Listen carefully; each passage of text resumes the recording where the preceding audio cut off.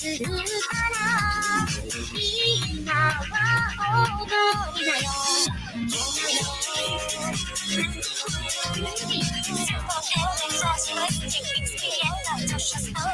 テロリと誰にもうさせる君だけの生きる道テ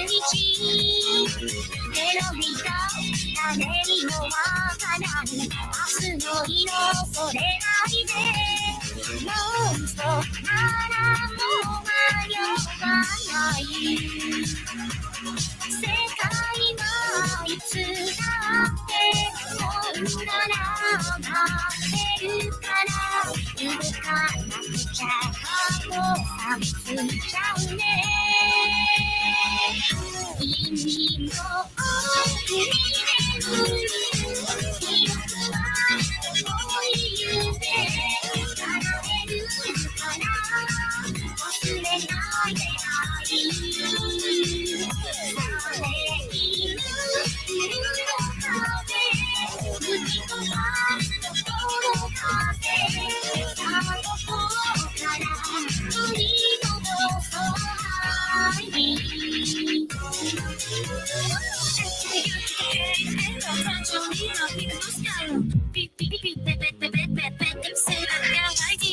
テロリとちっちゃなクエスチョンは自由の扉開くテロリとちっちゃなトラブルで笑顔なくしちゃダメだよそれが幸せのせメディアの伝言は不安ばかりだけれど焦らないで好きなムーブ見せて君の奥に眠る記憶は遠い夢叶えるから忘れないであり懐かしい感じた魔法の雨その想いが君だけの愛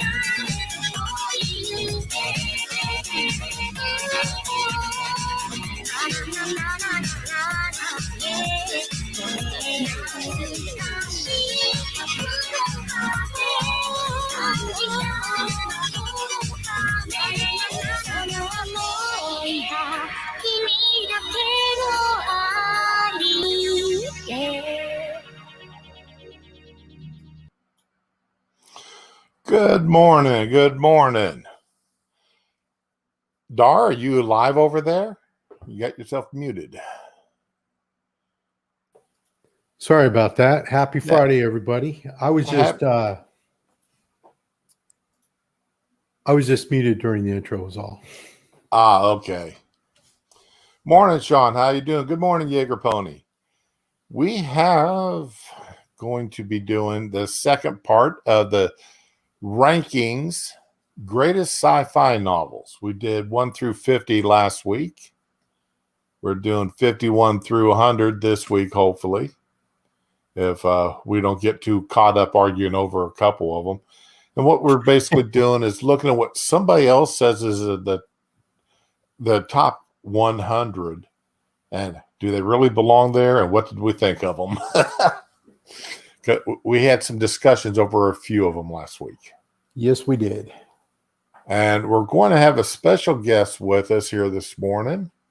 As soon as Undead Ramen will be joining us here in a few moments, hopefully, and Rates Bloodthorn will be joining us here shortly also. I'll let him introduce himself and what he's got going on. And if necessary, I will send him the link if Ramen don't get it to him soon.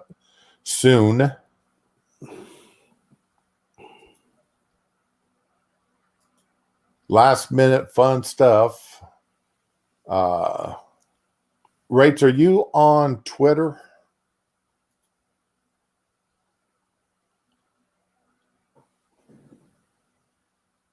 If you're on Twitter, I will send you the link directly.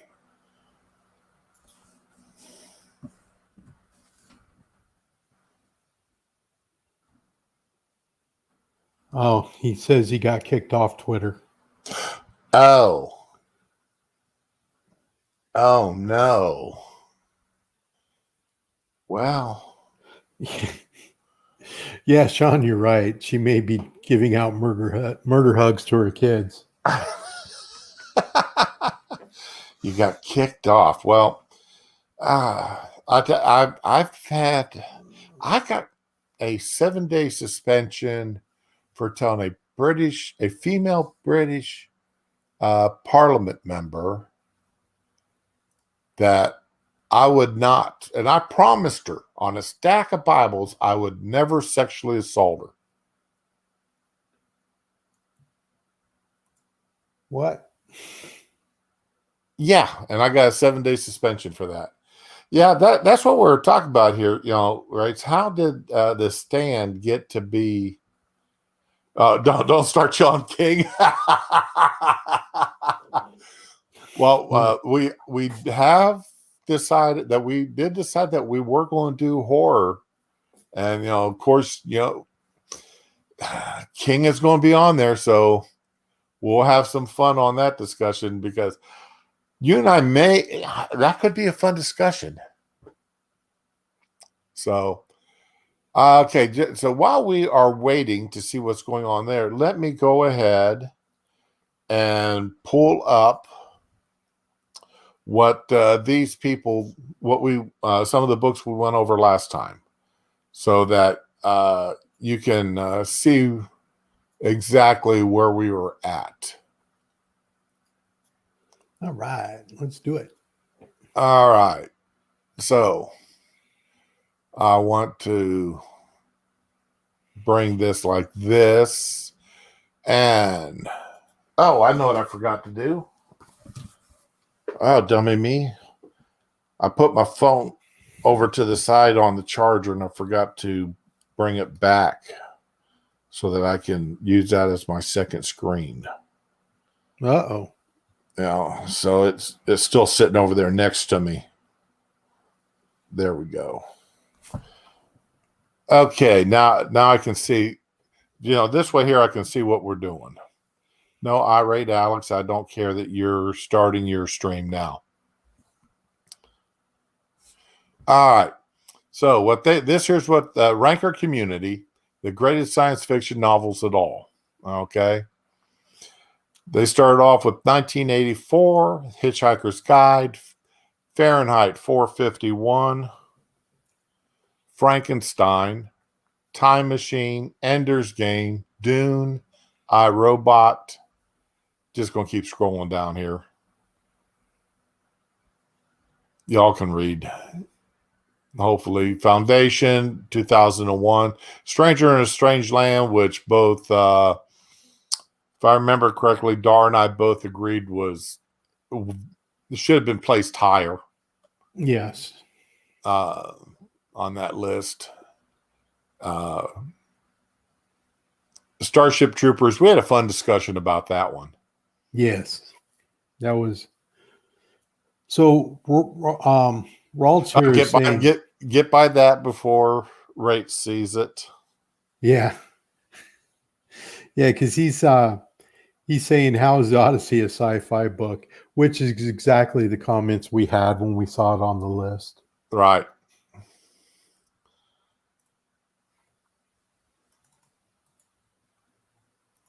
The Invisible Man. Now, see, one thing that they did do several times, and Foundation Empire is a prime example of that. Books that I felt at least, when they're a series like Foundation, the trilogy or anything like that, this should all be included as one, not as separate novels. Unless one of the novels is so completely different from the rest of that series that it should be considered separately. I would agree. Yeah. And this is one that Dragon Riders of Pern, anything in the Pern series, Dar and I have strongly opposing views on that series. Yes, we do. He's wrong, but what can I say? Well, that's strong words coming from an Air Force guy. Just saying. I've got no problem telling somebody that they're wrong. I've told if I can tell a 1-star general that he doesn't, and not quite this way, but tell him he's wrong and he's not familiar enough with the system to understand what it does and doesn't do and its limitations. I've got no problem telling you you're wrong about a book. Oh, that's fine. Thanks. Okay. And We'll look agree what to here's a disagree. 51. Get over here. All right. Ramen. Okay. I'm looking. Still wait. Okay. Well, we'll just go ahead. Let's see. Oh, now. Okay. Right. Now. We'll have to have a discussion about Pern. Yeah. You and Dar there can take y'all can both take the wrong side. Which we will. Y'all, No, I mean, I can't help you're both wrong. Okay, so my thing is the first Pern book I enjoyed. Second book, it's pretty Okay, good. now wait, which one was the first one you read? The first Dragon Riders of Pern series. I'm trying to remember the exact title, but I do remember reading that first book and quite enjoying it. Second book I enjoyed. By the third book, about halfway through, I started falling asleep. So that's I lost interest. Okay. So it's not that I hate the books. I don't. I just by the second, third book, I found it kind of boring. All right. Well, okay. If you read the first 3 books, then and you didn't get into the Harper Hall series or the trilogy dealing with the Harper Hall, and the surrounding books, then I can almost see it. But as far as the world building goes, she did such a fantastic job over the 15 or so books that she wrote. Right. That you could actually see how the society worked together. Right. So, she needs the StreamYards link again. Okay, let me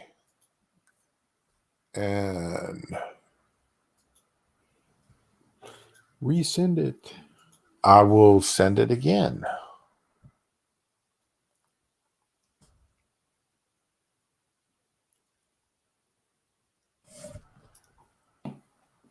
Yeah, the link was the first 2 that I sent you, Undead. Ms. Ramen. Okay, Dragonfly. So, number 51 here, I'm not familiar. Yeah, okay, so, Anne McCaffrey. Yeah. I know you really like Dragonflight. Yeah, I mean, like I said, this was again as a series. I would not put Dragonflight as number 51. I would put the whole series, and the whole series definitely belongs in the top 100. I would say it would be in my top. Well, let's put it this way. I've got the entire series both in hardback and on audiobook. Wow. Okay. So I would put it in my top 10 that I listen to. I either read it or listen to the entire series once a year.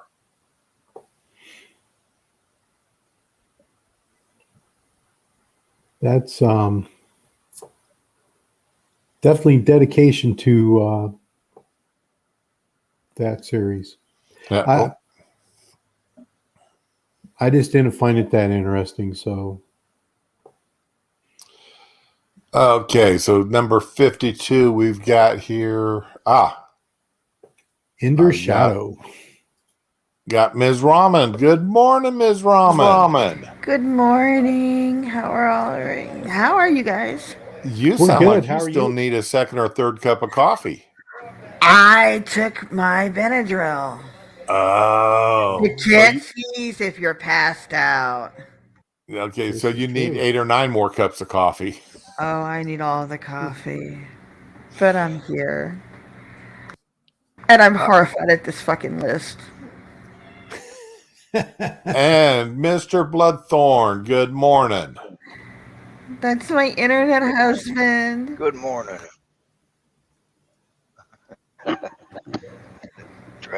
Dragon Riders of Pern I read way back in like the 80s. So I kind of remember them, but not completely. The one I remember the most was the Moretta book. And then I remember when it completely veered into Now sci-fi, but Moretta was one of the Amicry worst wasn't ones of her too books. bad. That might explain why I'm mad. Now my wife absolutely loves the series. Absolutely loves it. Now, of the for pure you could excitement, mention her. you want to read the first 3 books up through the White Dragon. Okay, if there's a young woman looking for a book to get into, I would always recommend starting off with the Harper Hall series, because it centers around a young Harper Hall singer named Manali.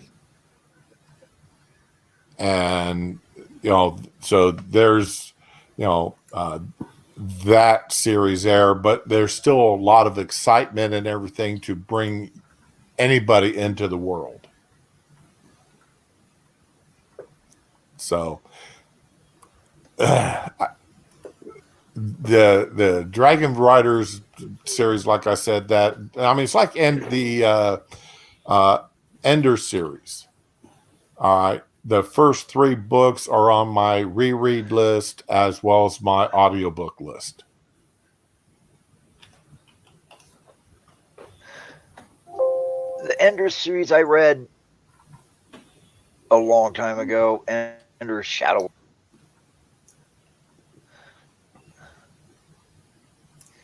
It's just some of the ones they have on there, like, you're really going to put this on there and you're going to ignore Soberhagen? Right. We haven't gotten all the way through the list yet. So, but they had Wrinkle in Time on there, and until the movie came out, I'd never heard of it. Yep, same here. When I was a kid, they always used to have that at the book fairs in school, and the librarian would push us to read it. So, yeah, it was big among school teachers. Okay.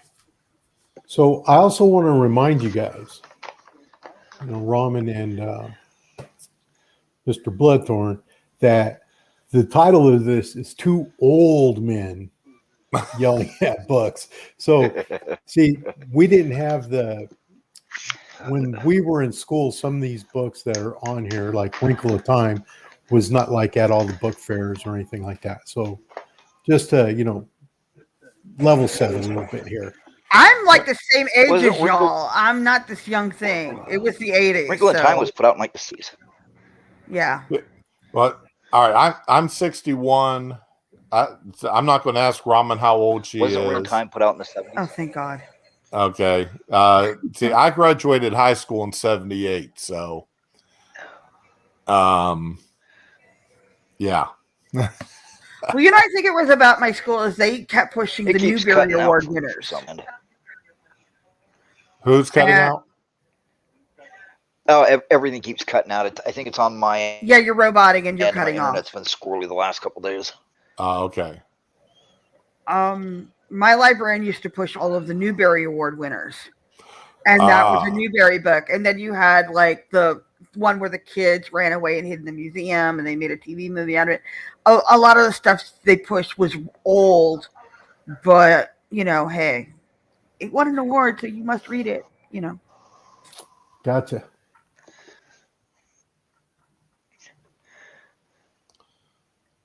And The Lost World by Crichton.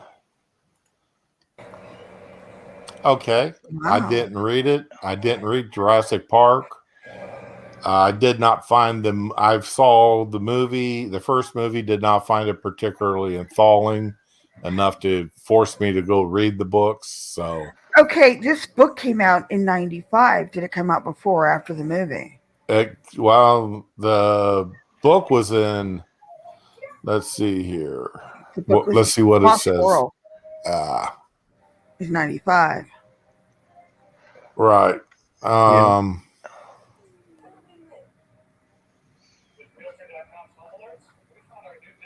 Oh, it says it was unrelated to the film at the time. Okay, I'll go with that. Yeah. So I did read the novel Jurassic Park. Okay. I read it after I saw the movie. The book was much better, It usually is. but I did not mind the movie. Like say, it wasn't the most enthralling thing ever, but it did give you stuff to think about. But to me, that the movie, it was just rehash of other movies and books that I've read or Yeah. seen. You know, science goes bad. Yeah. But the effects have really held up over time, you know. Right. Oh, now as a technical aspect of it, watching the special effects and such. Oh yeah, they really did some beautiful. cutting edge work there. Yeah. Yes, they did. So here's another one of my favorites. The Island of Dr Maru. All right, Oh, can yeah. you hear me? We've now? been hearing you. You never muted. Yeah. We got you Okay, all. I'm just trying to figure out why it keeps cutting off. Do you want to restart your computer? No, Wow, I I need to hear check and nothing. see why it's. Okay. Sorry. No, that's fine. Oh, yeah, The Island of Dr. Moreau. Excellent, excellent book. It's been made into a movie so many times. Yeah, and none of the movies do it justice. Unfortunately, I saw the one with Marlon Brando and what's her name? Oh God, I forgot her name. From The Craft. Oh, Yeah, yeah, I know the who you're crazy talking one. about. The Yes. crazy one. Yeah, yeah. that was not a good movie at all. No, it was not.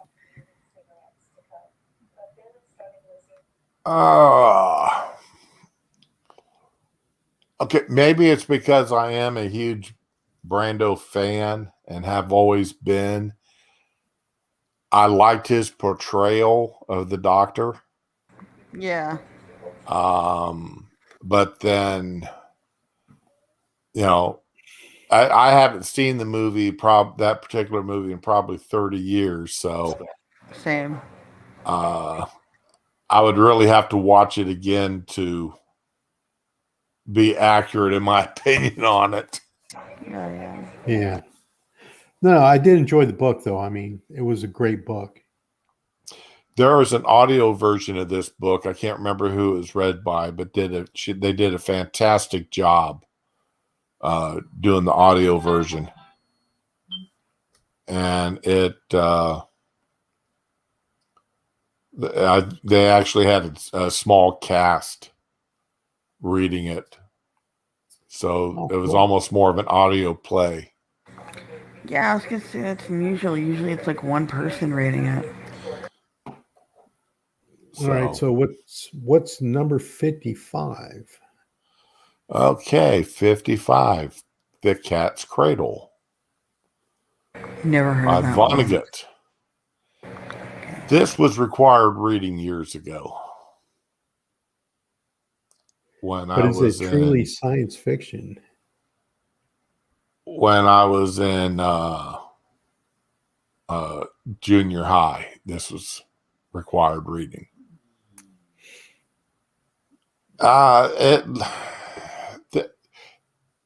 It's more, like they say right here in the genre, it's more of a speculative fiction than science fiction. But that's what it is.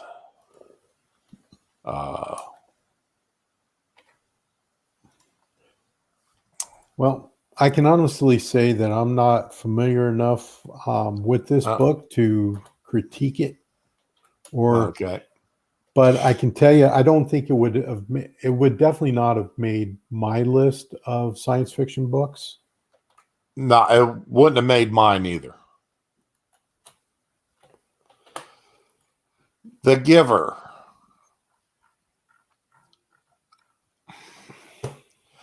I love the movie. I love the book. But I don't want to say it was science fiction. Yeah, it definitely would not make my. Again, same way. Like the book, like the movie. It was a good story, but I don't know that I would put it on the science fiction list.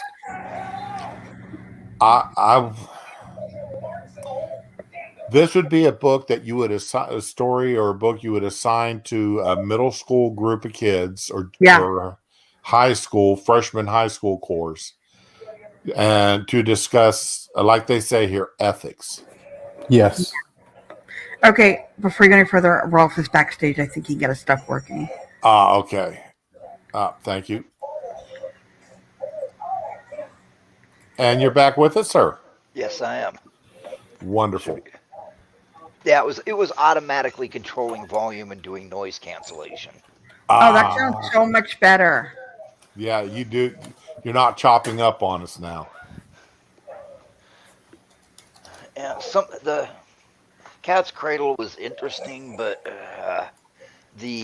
as soon as you found out that Ice 9 turned water into ice upon exposure, you knew what was going to happen.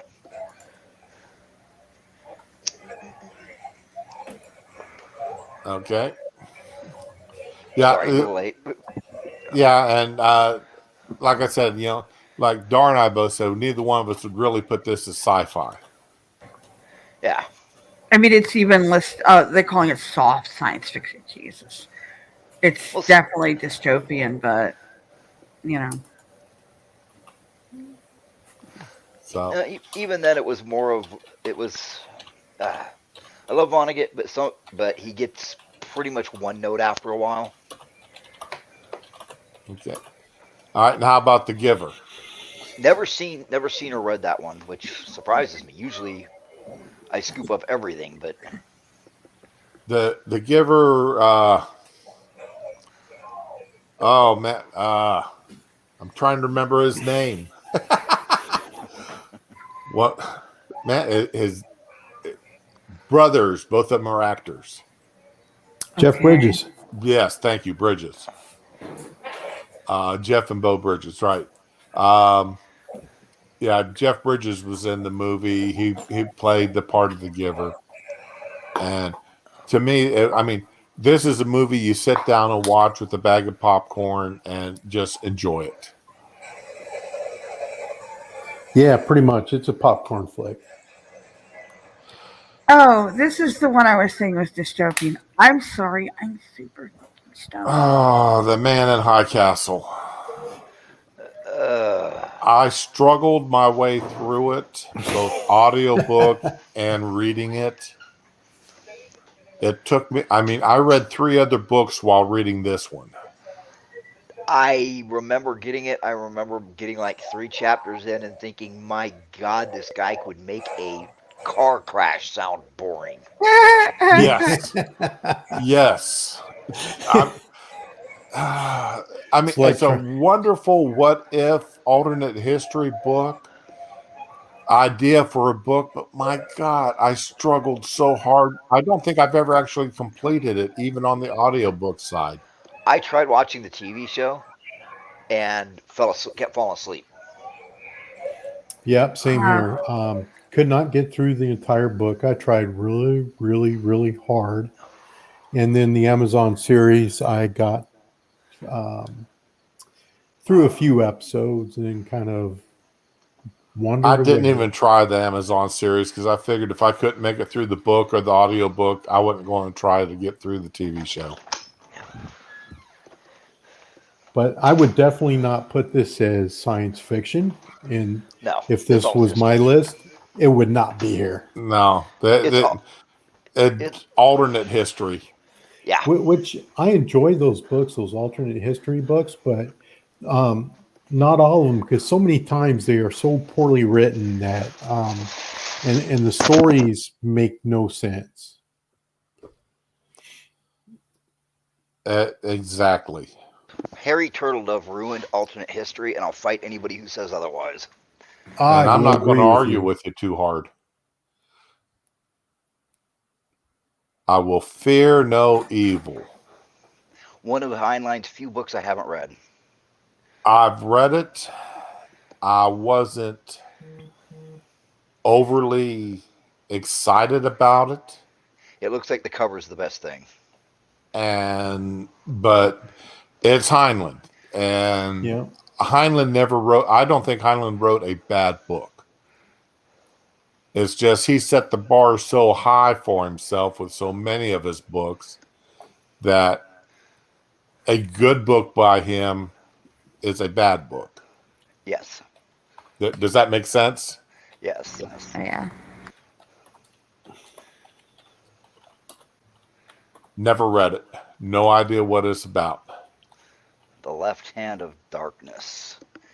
It sounds like one of those that I read when I was like a kid and forgot about. 1969, Ursula K. Le Guin. Yeah, not heard of it, but not sure. Subjects, anarchism and feminism. Okay, well. Yeah, so yeah, I'm gonna feminist. Feminist science fiction. It's 60s feminist science fiction, which was universally a train wreck. I'm not going to. Not all of it was.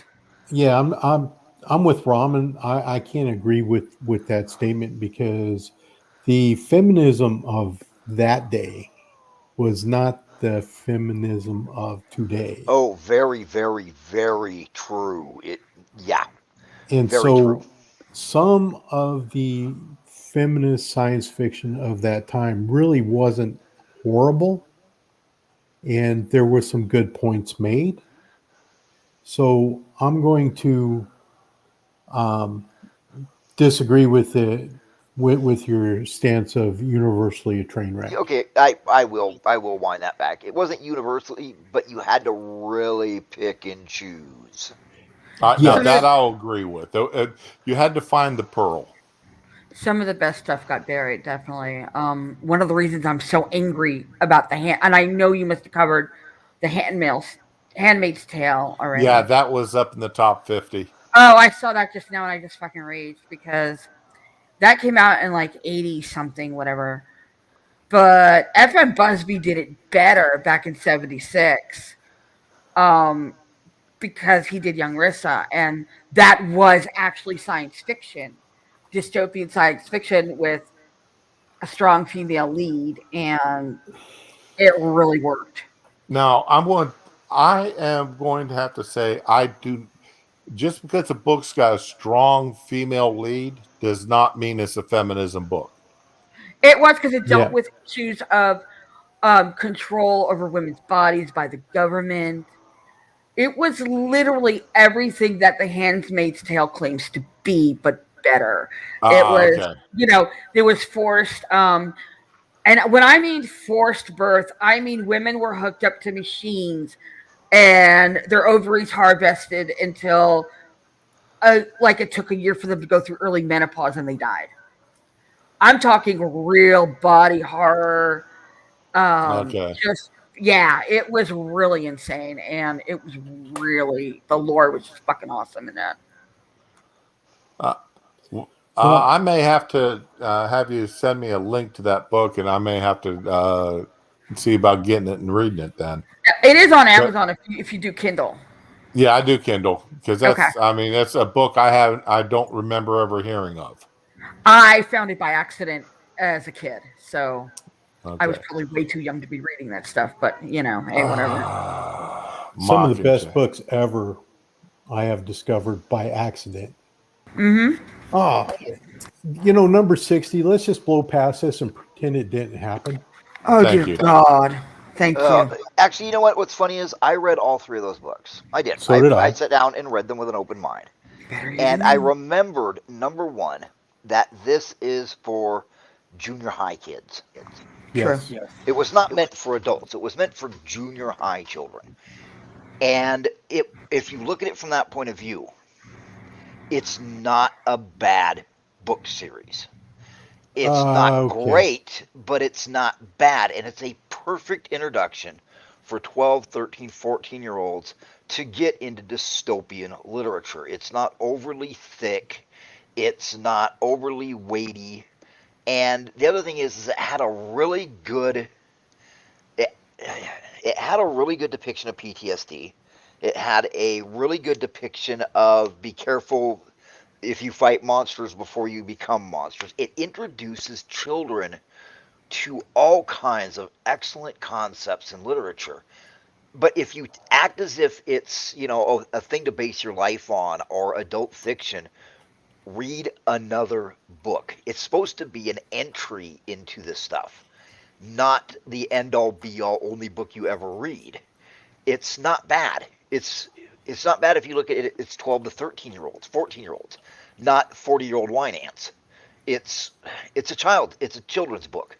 And in that context, I'll stick up for the book. But when you move into adults saying, oh, it's one of the greatest science fiction dystopians ever, well, no, it's not. But when you get to children, the politics are very, very open and very obvious. If you're more than 19, and if you've had one job, the politics are obvious. The bad guys are very much caricatures because Snow does everything but twirl his mustache and laugh evilly. Actually, I think he laughs evilly and drinks wine. But as a child being introduced to this stuff, this is the kind of stuff that makes you want to read more. So I can see its place as number 60. I can, because it's an excellent introductory to lead you into reading more. And it's not that bad of a book series. Okay. I mean, especially with the trash you have coming out nowadays. Okay, you know what? I'm sorry. Okay, so here's my only argument with the series, okay? And whilst I will agree with you on some of those points, the ending blew chunks.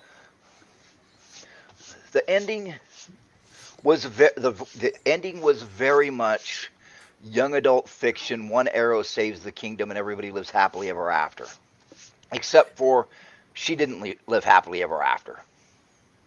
She was still a completely traumatized teenage girl whose chance at a normal life was completely shot in the ass, and she ended up living as her husband and her child ended up living as a hermit. Yeah, so I just felt at the ending they tried to tie up too many loose strings too quickly, and they kind of lost the plot on the ending. All right, Rama, what were you going to say? I'm actually really glad he reminded me that it's aimed at tweens, because one of the things that people complain about in the first book is it's such a ripoff of Battle Royale. You'd never sit your 13-year-old or your 12-year-old. Well, I mean, I would, but I'm not the best parent to sit down in front of fucking Battle Royale. Well, I'm going to be honest. I'm going to be honest. Nobody heard of Battle Royale except for people on the internet and the people Yeah. that the country came out in. It had no theatrical release in Europe or America. No. It wasn't on the video shelves. It wasn't on Netflix at the time. When she came out, they say it's a ripoff of Battle Royale. So what? Battle Royale's ripping off other stuff. Right, but my point is, I'm really glad that you just reminded me that it's written for teens, because I think a lot of people really judged it harshly against that, forgetting the target audience. So, And that's something you're right. And that's something I've got to remember when I look at some of these books. When you look at, okay, we're sitting here singing the praises of Heinlein, but we all read Heinlein when we were in our early teens. Yes. Heinlein didn't write for adults. He wrote for, early teens and teenagers. He wrote for young adults. Same way with Clark. Well, a lot of Clark's stuff. But then that's who was buying amazing stories back in that time period. Adults, 30-year-olds weren't buying amazing stories for the most part. No, 30-year-olds were reading Mike Hammer. Right. Yeah. So, okay, so A Connecticut Yankee in King Arthur's Court by Mark Twain. Good book. Does that belong on science fiction? No. fantasy. It's a stretch, but it could be because it is time travel. Yeah, but I'm going to say no. Maybe because okay. it's too good of a book to be limited to science fiction. Yeah. Okay, so I'm going to throw out a very unpopular opinion here, Uh-oh. because one of my favorite fantasy book series is the Chronicles of Thomas Covenant. Oh, yes. Okay? I couldn't take that series after like the 5th book. Well, I only read That's through the fine. first 4, so I didn't finish the whole series. That's fine, and that's good. But actually, the first 3 books of Thomas Covenant are like my favorite fantasy series. And so I'm going to put this book here because within the fantasy series realm, and it would rank right up there with. Actually, I would rank it higher than Thomas Covenant. I'm not going to argue with you because I can see that. I can see that. God, I haven't read that since junior high. Connecticut Yankee, yeah. It was junior Actually, high. I just re-listened to this in audiobook about 3 weeks ago. Oh, you were doing your homework. Well, no, it's just I don't listen to the radio when I'm in my car. Oh, okay. I listen to audiobooks. I don't listen to audiobooks because it's like 100 miles of nothing but farmland, and that's a really good way to go to sleep and drive off the road. I literally drove 75 miles and did not have a single car pass me going either direction. Can you imagine that? 75 miles, nothing but farm fields. It would be very easy to go to sleep. Yeah. Okay, You're going to have to drive me everywhere. I'm You sorry. sound like you're from my part of the country. I love it. I grew up in the very rural areas of Ohio. Yeah, kind of. So yeah, I'm familiar with long drives, nothing but farms and farm fields and such. I'm very familiar with it. Catching Fire. They shouldn't have put. I agree with you. If one book in the series is in there, the rest of them should not. Yep. Right. Because this is just, part of the Hunger Part of the Games same. series. Yeah. Right. So, and we've already discussed this to death. So, Keep on. Okay, we'll go by Dragon Song. Tunnel in the Sky. Oh, I do not remember this one. I can't say as I do either. I don't either. See, the problem is I read everything I could lay my hands on growing up because poverty does that. Yeah. And it was, I'm young. I'm old enough that I remember when cable TV was only for people that lived in the cities and that had money. Yeah, me too. Yes, yes. I'm there with you. I didn't get cable TV until the mid 80s, Yeah, like Act- 84, 85, or 84 when I got here from Germany is when I got cable TV. Yeah, I didn't oh get man. cable TV until the 80s as well. And that was back when you could hack the controllers to watch Cinemax and stuff like that. Yep, you can do it with a paperclip. Well, Yep. now it's necessary just to watch basic TV, which I think is a ripoff. Yeah. Okay. I Am Legend. Good. I am actually movie. listening to this book right now. Good. I'm sorry, in chapter. good book. I'm on chapter 10 of this one. Good book, but it led to that absolutely horrific Omega Man, which has its moments. Yeah. But and then it led to the Will Smith movie, which would have been great if you watched the alternate ending. Yeah. That I'm sorry, I missed studio audiences. I hope the alternate ending was better than the ending that it had, because the version I saw, I mean, I was like, why? And this is like a Running Man. They stole a very good title just to make a movie look good. The original ending that they showed to test audiences, and test audiences are, pardon my language, all retards. Okay, Nowadays, test audiences are stupid.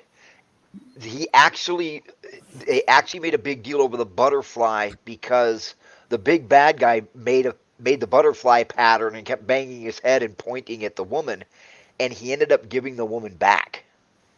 And he's looking at all these pictures and looking at them and realizes the exact thing of I Am Legend. I'm the monster, not them. And they changed it because the audiences didn't understand it. People don't read anymore, though. People are Let's not do this. Yeah. I know where you're going. And I tell, and I'm going to disagree with you about Omega Man. That is I have fond memories of being scared shitless watching that movie for days afterwards. That movie was great. It absolutely had its moments. Yeah. I'm just saying it spawned that movie, and it was one of those movies that you were like, what am I watching? It's like one of those movies that you'd feel better about it if you actually hadn't read the book. You feel better about it if you had dropped like 2 tabs of acid. But I am going to say, though, this is not science fiction. Uh, I would put it more into horror than science fiction. Okay. Well, back when it was written, the idea of doing viral recombination to cure cancer was science fiction, and nowadays it's tech. Right. Yeah. We bypassed it and made it so it's not science fiction, it's just dystopia. And it's just a warning. God, I love Richard Matheson. I just have to say that. Max Brooks World War Z series. God. Max Brooks. Max, I love you. I love your parents. Yes, I love your parents, don't love you. Your writing leaves much to be desired. I started to read that when he got to the point where he was talking how a bicycle is the perfect thing in the apocalypse. All I could think of was zombie tackle. Yeah. Well, if you have slow-moving zombies that are attracted by sound, then I would agree the bicycle is the perfect. But if you have those fast zombies like that, 28 days later. And I will all say I could one think thing. about was zombie tackle. Now, you guys, from what I've gathered, you two are ex-military like I am. I'm retarded Air Force. When I got to the Battle of Yonkers, I threw the book. Because, I'm sorry, I don't care how hard the blood is clotted. A 50 caliber machine gun is blowing huge holes in these things. And the idea that all the artillery did was open the houses up, it's like, do you have any idea what kind of damage thermobaric artillery does? It's basically, it was another one of these books where I can't figure out how to get the military out of the way, so I'm going to make them completely incompetent. I'm going to make them cowards. I'm going to make their weapons don't work against my zombies because reasons. I've seen what kind of damage a 50 cal does to the human body. And I've seen what it does to vehicles. And the idea that, number one, they ran out of ammo. They're using Cold War tactics, but they ran out of ammo. And Cold War tactics weren't right. It's like, well, Cold War tactics are built for mass waves. So according to what you're saying is, you know absolutely nothing. It pissed me off so bad because it's like, look, either know what you're writing about or just say they lost the battle and don't go into how they lost it, because I read that and I guess tanks can't run over zombies. I mean, just yell track the infantry and run them over. You mean to tell me that napalm doesn't work on the zombies? I guess the clotted blood makes them immune to fire. Yeah. Well, you could have zombies running while on fire until they finally fall apart. Yeah, about 15 seconds in, that stuff burns a lot especially hotter with than napalm, because it sticks to you. Yeah, and you've got the once again the thermobaric side, and it was so irritating. And everybody was like, "Oh, the Battle of Yonkers was great." No, it wasn't. I've taken part in massive mobilizations. I've taken part in Cold War tactics, and the Battle of Yonkers was the dumbest thing I've read in my life. It completely pulled me out of it, and I was like, you expect me to treat the rest of your book seriously when you couldn't be bothered to walk by a recruiting station? Or at least look up napalm. Honestly, I think for the most of us of a certain age group, the only exposure we got to the word napalm was seeing clips of Vietnam War when we were kids, and we literally knew nothing other than it burns, and that's it. Then there's idiots like me that experimented with detergent, gasoline, and I love the word experiment. Like you have a lab coat and a clipboard. And, I love that. I still remember rolling into Kuwait and seeing, where they'd use napalm on vehicles. Yeah. And those vehicles were not in good shape. No, they weren't. Sean, don't feel so bad. A lot of these books, it's not so much premises and nuances. What we're looking at here for the most part is, do they belong on this list and are they properly placed? And that we're giving our personal opinions about the books and how they wrote them. That we're not, in some cases, like with the Mockingbird series, for the proper audience, they could be very good books for the proper audience. Yeah, my daughter was right in the age range. She absolutely loved it, and it led her to reading everything. Yep. My son got into reading because of these books as well, and he read Man in the High Castle and absolutely loved it. So, I'm not going to tell him that's a bad book. Right. And I mean, like when I was a kid, one of the first stories that I still remember, and I want to say it was written by Clark, it was done a couple he actually wrote the same theme a couple of times. A young man finds a secret passage under a statue that leads to an underground subway. It's a dome type city. Nobody ever leaves it. It's all self-contained. But he finds a secret passageway to an underground subway that takes him to an open air community. And he'd never heard of such a thing before. Well, that sounds like Logan's Run, the book. Yeah, it's you're right. It does that, but it wasn't. This was a short story. It couldn't have been more than about 60 or 70 pages. So see, that's the other thing I judge this list for. Logan's Run is not on there. Yes, and you're right. Well, so far it hasn't been. It looks like these are all like internet pics. Robert Heinlein's Time Enough for Love. I got a friend of mine absolutely adores this book. I don't remember it. Neither do I. I'm sure I read it because I read everything by Heinlein. I know I have too. I read them all. Morning, Becca. How you doing? Hey, Becca. Oh, this beer. I loved the book. I'll be honest, I had a slight problem with Crichton's work. I just I couldn't get into it, which is really weird considering I read the Lord of the Rings at like 12. And Crichton's one of those hit or miss authors as far as I'm concerned. Some of his books I can sit there and read. Other books, it's like 20 pages into, I'm putting it back. Yeah. I mean, Crichton is amazing with his world building and how everything fits together.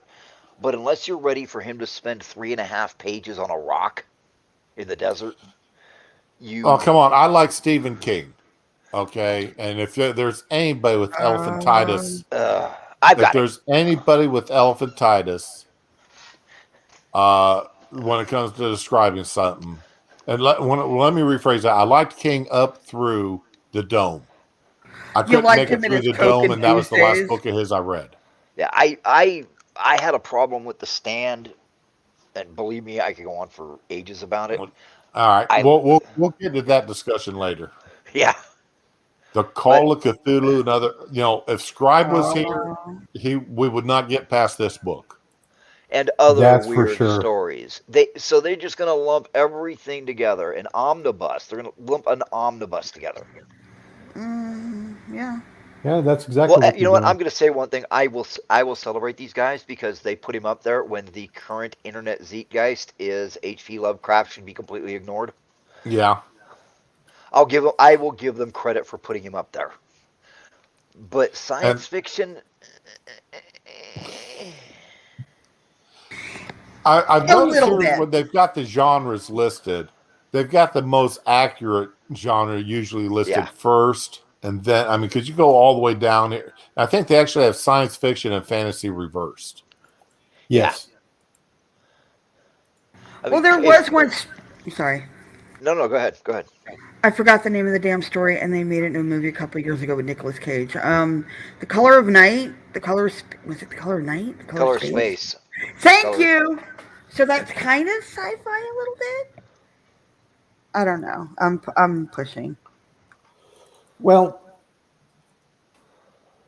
it seems like of late that a lot of science fiction fantasy books are getting confused and intertwined. True. And because, back in my day, the mid to late 70s, there was a clear distinction between science fiction fantasy. And then in the 80s, when fantasy got really popular, it was lumped in with science fiction. Because, if you go to Walden Books or a lot of those places, science fiction fantasy is the same section in the bookstore. Yeah. Yeah, you're not wrong. Well, it's the science fiction and the fantasy got blurred. People think that if in your fantasy book they're capable of creating fire and understand, that thunder doesn't spoil milk, then they put it as sci-fi. I mean, it's real. Their categorizations are so weird. It's like, oh, this person in this fantasy story once walked by somebody forging metal, so it's obviously science fiction. Yeah. Exactly. I think. Oh, sorry. Go ahead. No, I was going to say I totally agree with your point, and I think I think you've hit the nail on the head there. There's a.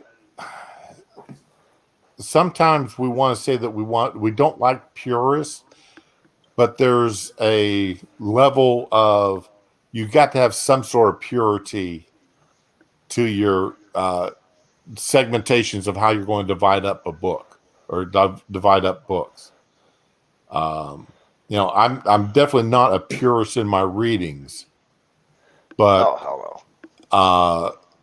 like I would never take Lord of the Rings and put it as sci-fi. You can't call me a purist because I'm sitting here looking at my bookshelf, and you know what the majority of the books on my bookshelf are? Deathlands. Wow. I love that. Goddamn, I love that series. And it is terrible. All 300 books of it are terrible. All right, we'll skip right past Dragon Quest. Yep. Heinlein, The Number of the The Beast. Beast. It's another one I know I read, but I can't remember anything about it. I've read everything he's ever written, and I honestly don't remember half these books they're putting up here. You're his Yeah. number one fan. Lucifer's Hammer. Hammer. Ooh. This was an Oh, man. amazing read. Yes. Yes, that was I good. read this back in 1978, 1979. Yeah. So yeah, it was right when it first came out. Did anybody ever read the short story he did based on that was a little more modernized with somebody in the U.S. and they Well, no, it wasn't Lucifer's Hammer. They did sorry, never mind. It was Niven did a thing on a corona ejection brushing the earth. It was a really good book, but every time I think of Lucifer's Hammer, I think of that short story. But yeah, Niven had a huge impact on science fiction, and anybody who writes science fiction or that's never read any of Niven's work, I secretly judge. yeah. I don't secretly judge. That's I same just with outright judge. Jerry Purnell, man. You've got to understand, and these two working together on this novel. Wow. I mean, that'd be like Heinlein and Clark working together, or Asimov and Clark working together.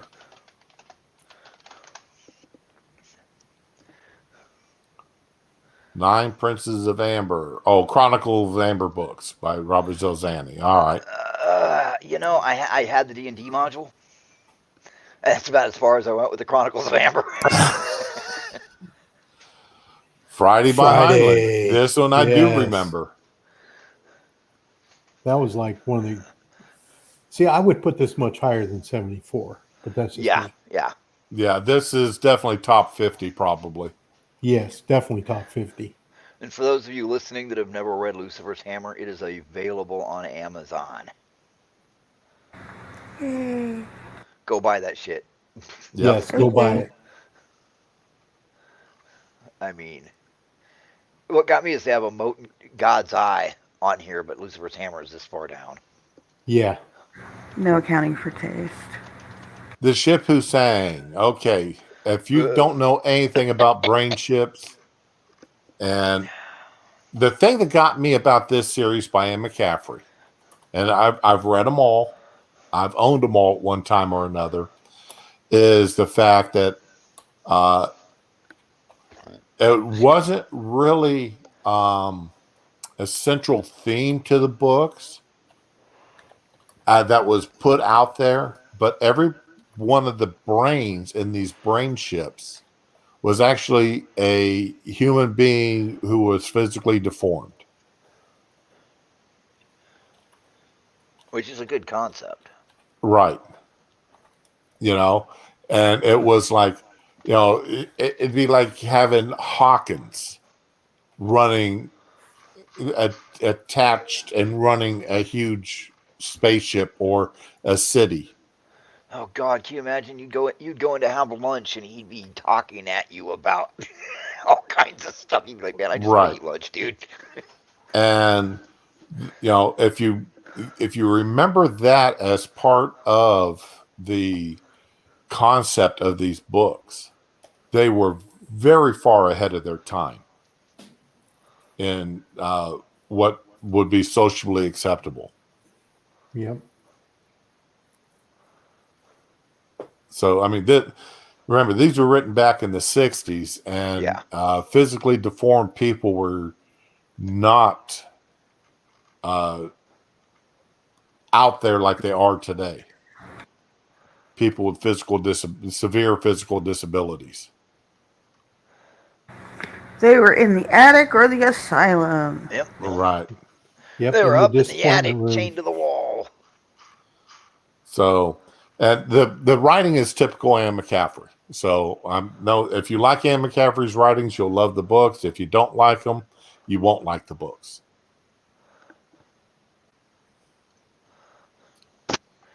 Caves of Steel. I love them. This is on my gotta read. And why is it down at 76? Somebody needs to be shot. I remember reading it. I don't remember anything about it. My big problem was the old guy that ran the used bookstore right next to the junkyard, which was next to the trailer park, would let me come in and get like 4 or 5 books, and I'd sit on the trunk of a car in the scrapyard and eat my sandwich and read books. And so I would just devour, 4 or 5 books like nothing, just over and over all day, because it was better than being at home. So I know I've read The Caves of Steel. I know I've read it, but I can't remember anything about it. Well, this was part of his robotic series with R. Danielle Steele, a robot. So, Yeah. Working with a human detective. And, okay, yeah, now it's bringing something back. And yeah, I love the robot series. Everything from the way they rigged the president into being a robot to Susan Calvin was like Susan Calvin was like one of the greatest characters to me. But actually, this is one of the series. It wasn't part of the Calvin universe until the very end, when he combined those two universes together. I mean, most authors nowadays wish they could write a character like Susan Calvin. Oh yeah. Never heard of it. Unpleasant Profession of Jonathan Hogue. It's another one of these Heinlein books that we know we've read, but I've never read it. I don't think I've read this one. I'll bet if we read like the first 2 sentences, we'd be like, "Oh, I remember this book."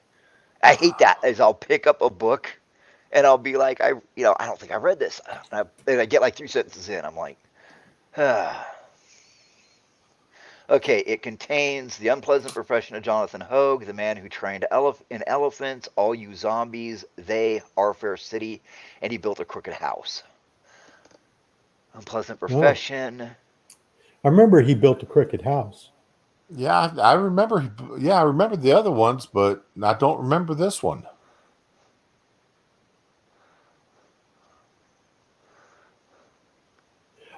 Oh, so these are the short stories he wrote, and that's the title of the compilation. Okay, got it. No, he has a short story in there. Reading the Wikipedia, yeah, I've read it. I remember. But I just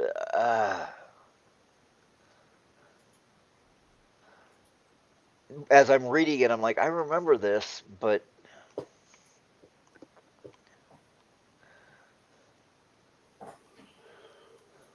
All right, so how are we doing on The Road? The Road's awesome, but it's not science fiction. I never read the book. I watched the movie, and I'm gonna be the one that stands out here. I watched the movie, and I don't remember a movie on it. Yeah, there is a movie. I was not impressed, and if the book is like that, I'm sorry. I have better things to do than listen to some author moan for an hour and a half about how nobody would ever get together and start creating societies and would just be cannibals preying on each other. Look, that's great and all that you want to write like that. People like that stuff. To me, the movie itself was a slog. And it's like, oh, it doesn't go as in depth in the book. Yeah, you know what? I'm going to use that book to ward off vampires. Thanks. Okay, so it was that bad, huh? It's not for everyone. So, okay, I'm going to be throwing out another unpopular opinion here. All right, so I'm going to agree with you guys. The movie was the most horrific thing ever. Okay. why did I ever watch it other than the fact that I was probably bored? The book, on the other hand, is an interesting read because for a while there, I was in this whole dystopian thing, and I read bunches of dystopian books. This does not belong in the science fiction category at all. But the book's not as bad as the movie. I did like the book. Okay, I just watched the trailer for The Road, and I know now why I didn't see it. Yeah, it's real grim. I don't mind It is. grim. I don't mind grim because I watch stuff like The Day After, and I watch stuff like Damnation Alley, and I watch like Threads. So none of that bothered me. But the problem with is the book is, I mean, the movie was just, oh my God. There was a little bit of hopeful bit at the end, but it was just. Yeah, the movie was doom and gloom and very whiny. The movie was so whiny. Yeah.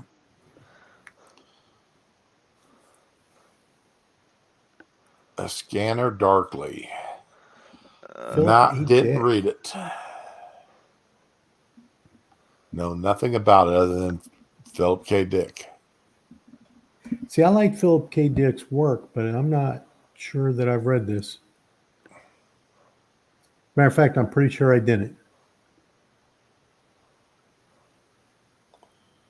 All right, so I guess we're on to the next thing. Yeah. Canonical for Leibowitz.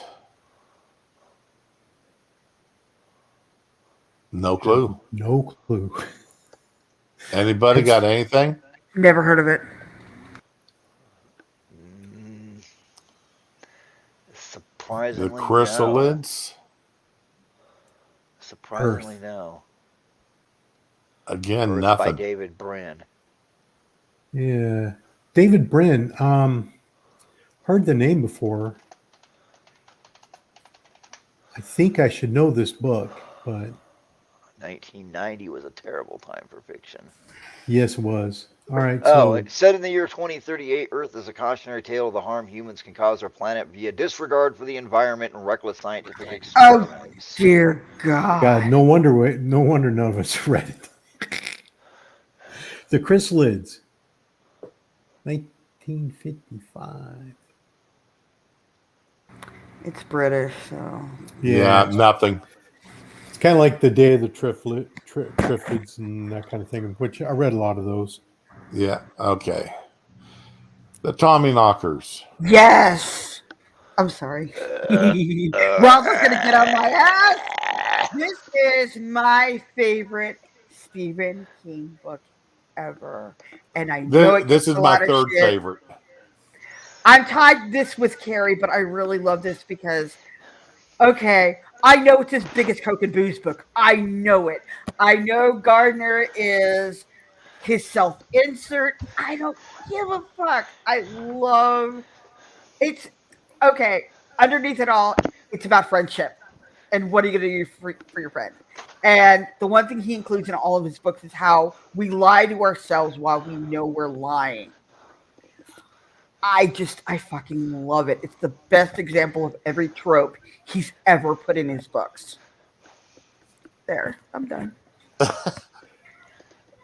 It's, All right, we already know where Bloodthorn is on this. It's written by Stephen King, so we don't have to go any further than that.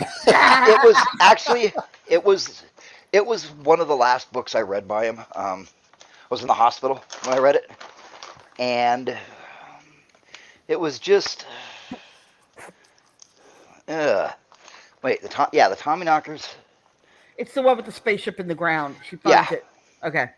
Yeah, and where the aliens are too stupid to do an AC to DC converter. yes. So they're basically sucking on batteries. Well, you know, Okay.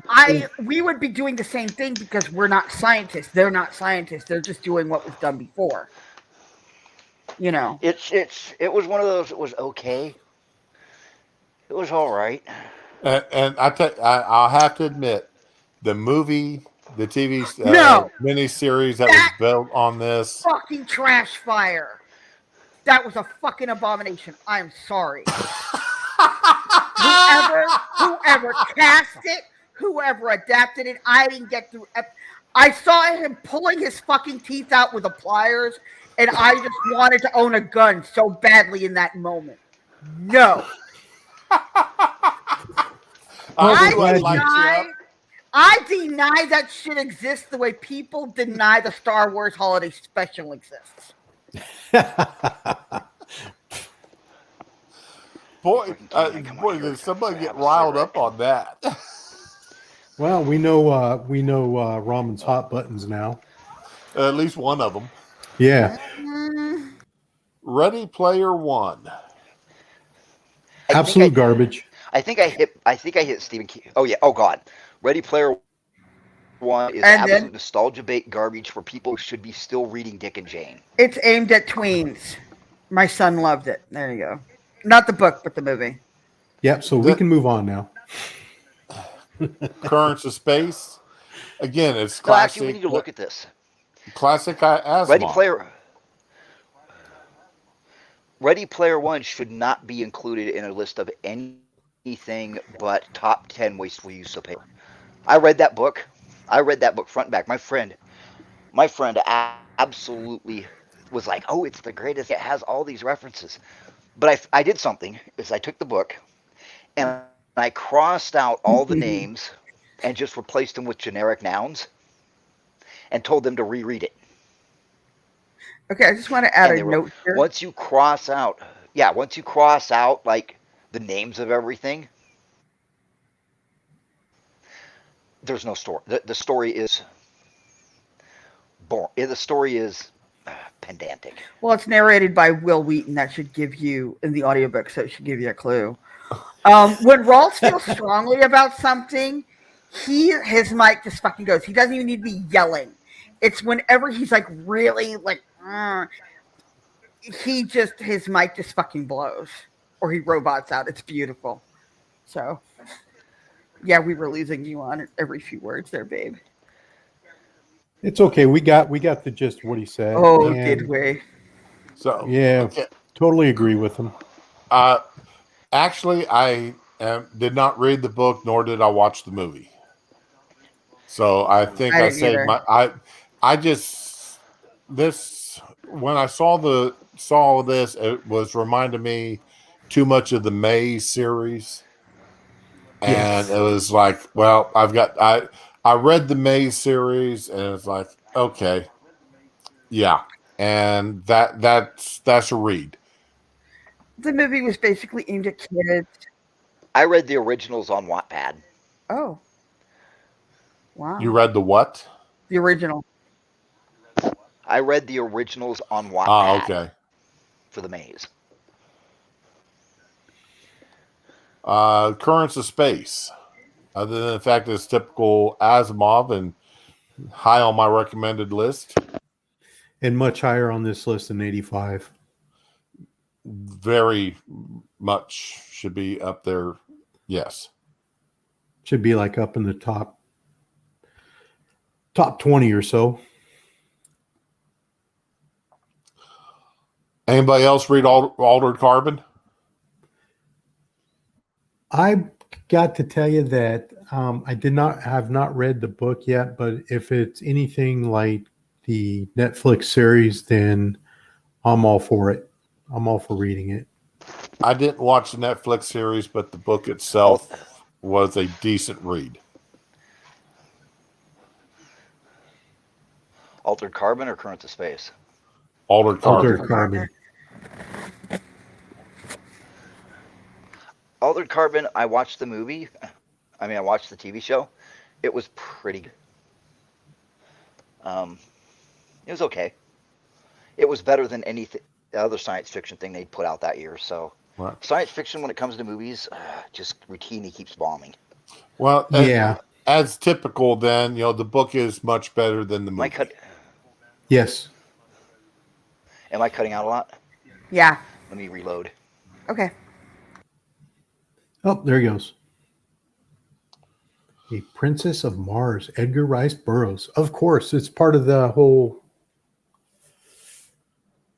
I will always rate these books high, and it's much higher than 87 on my list. It's Edgar Rice Burroughs is one of my heroes from childhood on. I read the complete Tarzan series and such. So yeah, it is definitely childhood reading.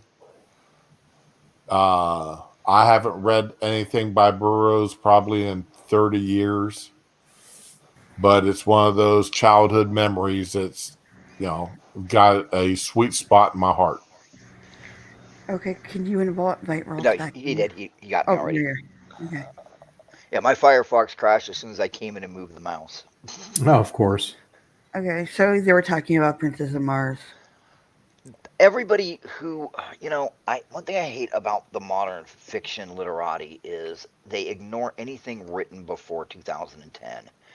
And the Edgar Rice Burroughs stuff should definitely be read by teenagers. I mean, yes, a lot of the science is, laughable now, but at the same time, that's not completely the point.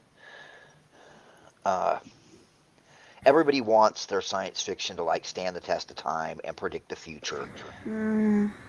That's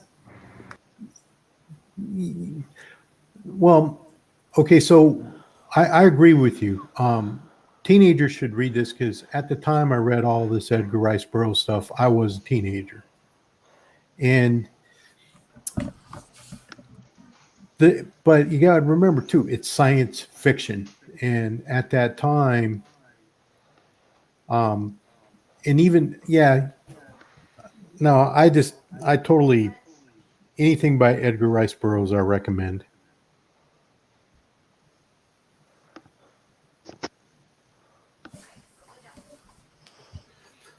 Oh, see, in the chat here, nobody has is obviously a man of taste and distinction.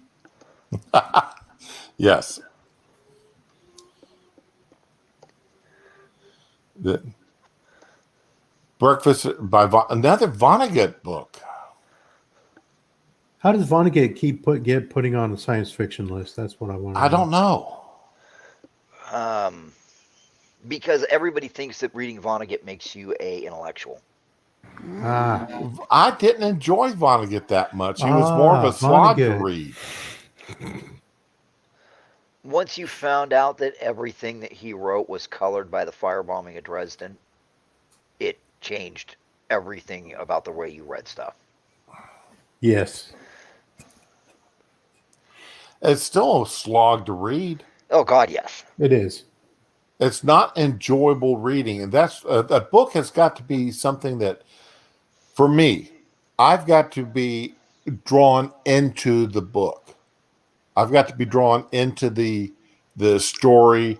I've got to find something in there that entices my mind to where it's actual, almost an altered state when I close that book of being snapped back into reality. Yes. My problem with Vonnegut is he wanted to lecture me.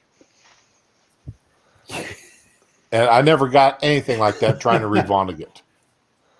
It always felt like he was trying to lecture me about war in the military or bad. It's like, yeah, I kind of got that watching the casualty lists on NBC every night. Thank you. Yes.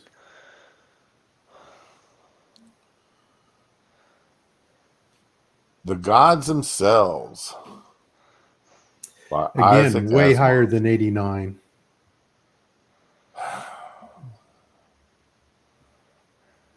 It's really odd. This list reads like it was done by a schizophrenic. Or at least people that didn't know science fiction. Well, I'm going to go back to my earlier comment there, Shroom, that I made a long time ago when we started this thing. This list is made up by a bunch of 30-somethings. I'm telling you. Or younger. 20-somethings. Oh, finally, the Day of the Triffids. But is that really science fiction? Well, I guess it is, but yeah, it has an alien invasion. Yeah, A Day of the Triffids is one of my favorites. I would put that up there in my top 15 or 20. I read that when I was in 6th grade.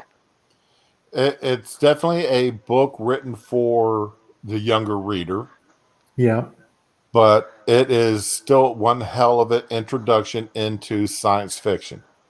it is. It's a great book.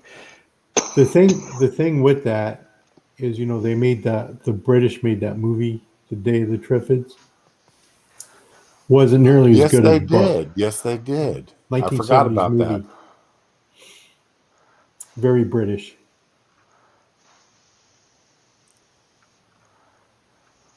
The Puppet Masters. Love the book, and the movie actually thoroughly enjoyed it. Yes. I Seeing have to Donald agree. Sutherland like that. What's hilarious is the woman who wrote Twilight basically copied the Puppet Masters for a book. Oh, really? Yes. Yeah, Twilight is just Puppet Masters fan fiction. No. She had an actual novel where I cannot remember the name of the novel. Let me look it up. Stephanie Meyer's Scythe. It was actually. What's funny is it was actually The Host is what it was called. Yeah. And it was kind of interesting because she did the book, the point of view of one of the puppet masters. It wasn't a great book, but it wasn't a bad book, and it was superior to Twilight. And see, this is what gets me. This is definitely science fiction, but they've got a speculative fiction and fiction first, and science fiction listed third. But this was pure science fiction. And they listed space opera. They don't know Right. what space opera is. Yeah, obviously. These, but still, this and how many of y'all have watched the movie with Donald Sutherland? Yes. About a year ago, actually. Okay, this is one of the movies I own on Vudu, and this is one of the things that when I'm at the house by myself and I want just something fun to watch on TV. And I keep wanting to take the book. Remember in the book they had everybody nude from the waist up, male and female. Yes. Right? And I keep going, please, please, please change this movie. Well, what's funny is it's been redone so many times by so many different movies, and people don't even realize it. Yep. Oh, really?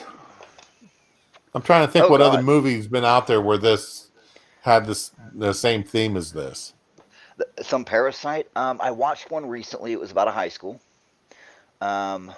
Oh yeah, I remember that where all the teachers had been taken over. Yep. I watched another one recently. Oh God, what? The That Faculty? Was it called The Faculty? Yes. Yep, that's it. I've seen so many shitty movies. They had that another was one a recently. horrible movie. It was fucking great. It was just absolutely great to watch at 2 a.m. Yeah, I mean that movie was so bad it was good. Yeah. And then there was another one recently where they thought it was just their town because their town lost communication with the outside world. And then when they got out, they found out that no, everybody else was gone. Had been gone for over a month. And that twist on the ending just made it. I think I know which, and I can't remember the name. It was so terrible, and they were burning the bodies of. It was kind of a combination between the Puppet Masters and Invasion of the Body Snatchers. Okay, was it the one where there were vines growing in the houses? Yes. Yeah, We I remember saw that That was together. a good movie. Yeah, and they get out and they find out that the rest of the world has been gone for. Oh, over a yeah. month. All right, what's the name of that movie? I've got to find it. I watched it at 2 a. I watched it on 2 a.m. Absolutely blasted out of my mind on whiskey. Yeah. You're going to have to figure out what the title of that movie is and give it to me. He probably owns it on Vudu. It was just so it was so great because the whole movie was just for the twist at the end. I was like, did not see that coming. Because they're like, oh, we'll warn everybody in the army will come in and save us. Oh, No. Travels into several remote nations of the world by Lemuel Gulliver by Jonathan Swift. Was this Gulliver's Travels. Gulliver's Travels. Yeah. Don't know that I would call that science fiction. No, it's fantasy. Yeah, definitely fantasy. Why are they rating it as science fiction? Because I have they're no idiots. idea. Is it because of the computing device? It's got to be. Oh, that probably is it. A muscle-powered computing device. I remember that. Yeah. The Seventh Son is not science fiction. This is fantasy. Jesus. A note of finality there. Yeah, you know what? I would have to agree with you there. I've read these books. I have not read The Seventh Son. Okay. Because the Tales of Alvin the Maker it's a good series. I enjoyed it. I started reading this actually when they came out. I probably read the first one in 1988. So it's not science fiction. It's fantasy. The people who make these lists have no idea what anything actually is. Well, remember this list is made up by a bunch of people who read these books and they Random. Yeah, it's random people on the internet. It's literally called crowd ranked. Oh. Yes. Oh, the cat who walks through walls. My Oh mother my had God. every single one of those books in that series. I never read them. Really? That's on me. My mother liked it, so I'm not going to read it. Valid. My mother liked the series, so I wasn't going to read it. My mom wasn't the reader. My dad was, but he was like the books I got from him were King Rat, the Bastard series. If you ever read the Bastard series, that is an amazing series to read. King Rat is a book that will give you nightmares. Well, it won't give you nightmares, but Isn't King you'll Rat never in the you'll never POW? forget that you've read it. Isn't that the POW camp? Yeah, the Japanese POW. Oh, yeah, that one will haunt you. You'll never forget that you read it. What's funny is there was somebody, I don't think it was Heinlein, but somebody else took the cat who walked through walls and just came up with a huge series of books based on it. Because I remember my mother had like 20 books. So, yeah. Again, it's Heinlein, and why is it rated so low? Yeah, it would be higher on the list. It should, and speculative fiction. I'm sad. I'm sad. Yeah.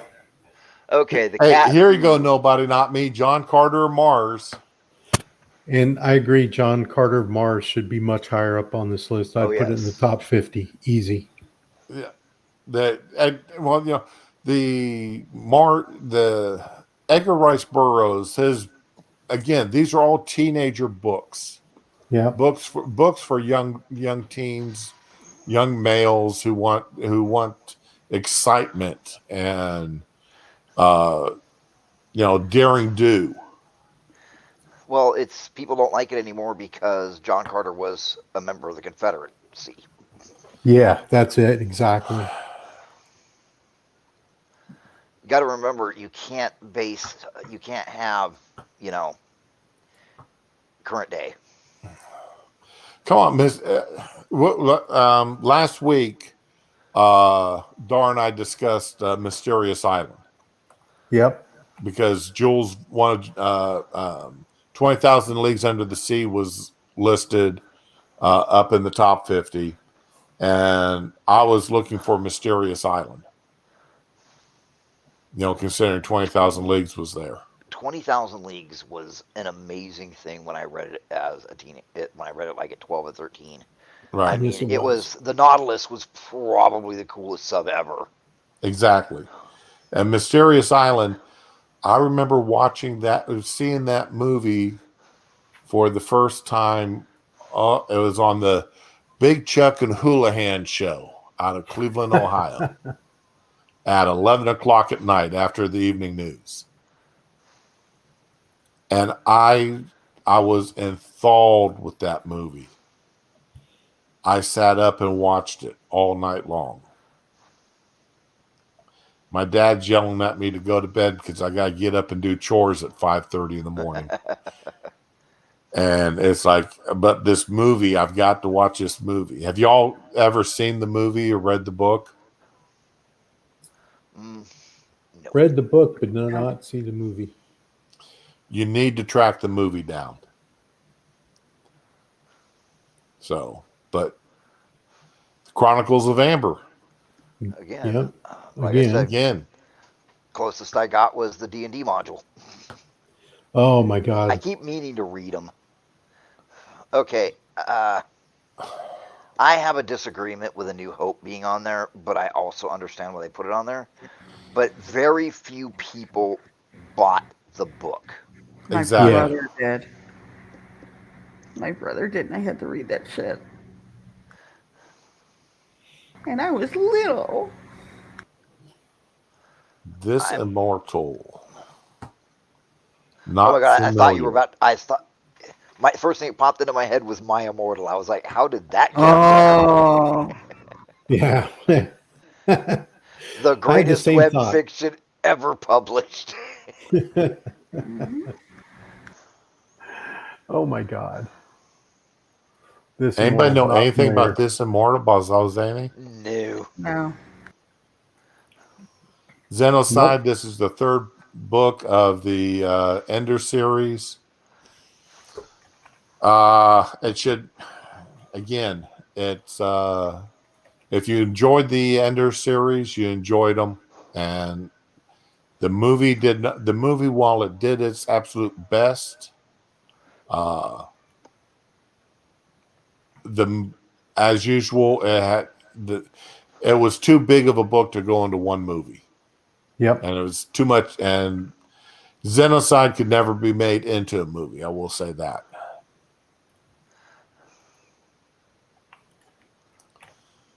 Creatures of Light and Darkness. Not familiar at all. Another Zelzani book, and not familiar. Well, I'm not even familiar with Zelzani, so No. Zelzani was part of when he was big, he was part of this group of authors that everybody pushed.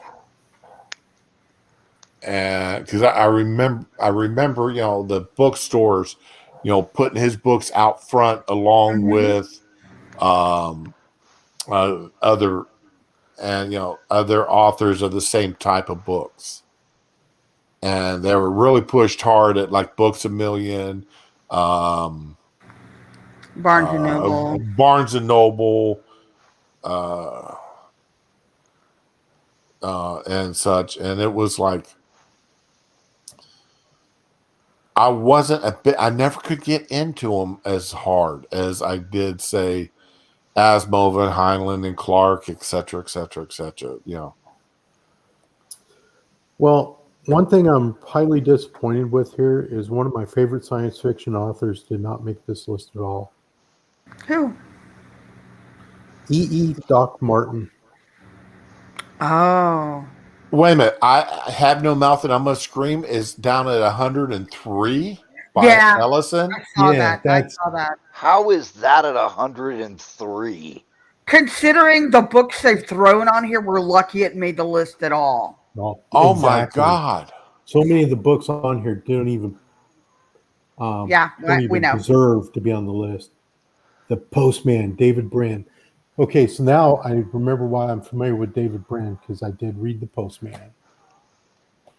Wait a minute. Ringworld Engineers? It was all the way down to Holy 108. How That do was you get so actually low? the most interesting thing about that is the fact that they turned around is he wrote that when the mathematicians at MIT figured out that Ringworld was unstable. Yeah.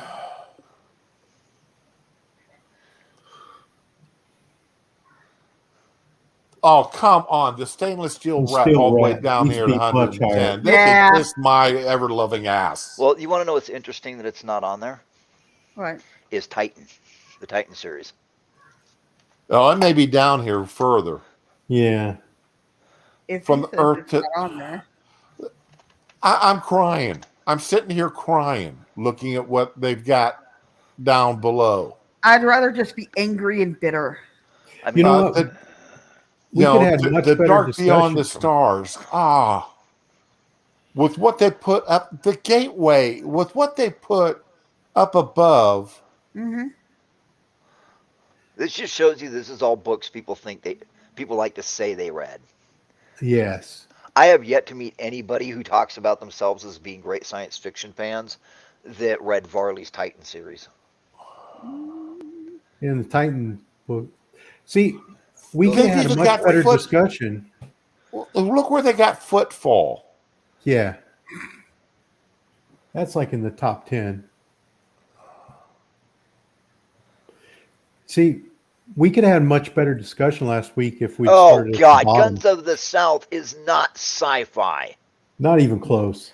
No. And no, there's not time traveling white supremacist members of the Afrikaner. You're thinking of a different series, you half-wits. Guns of the South was not time traveling white supremacists of the Afrikaner nation. That is the Dominion series. Yeah. Then the Now- Dominion series has problems where his perfect society never made any mistakes.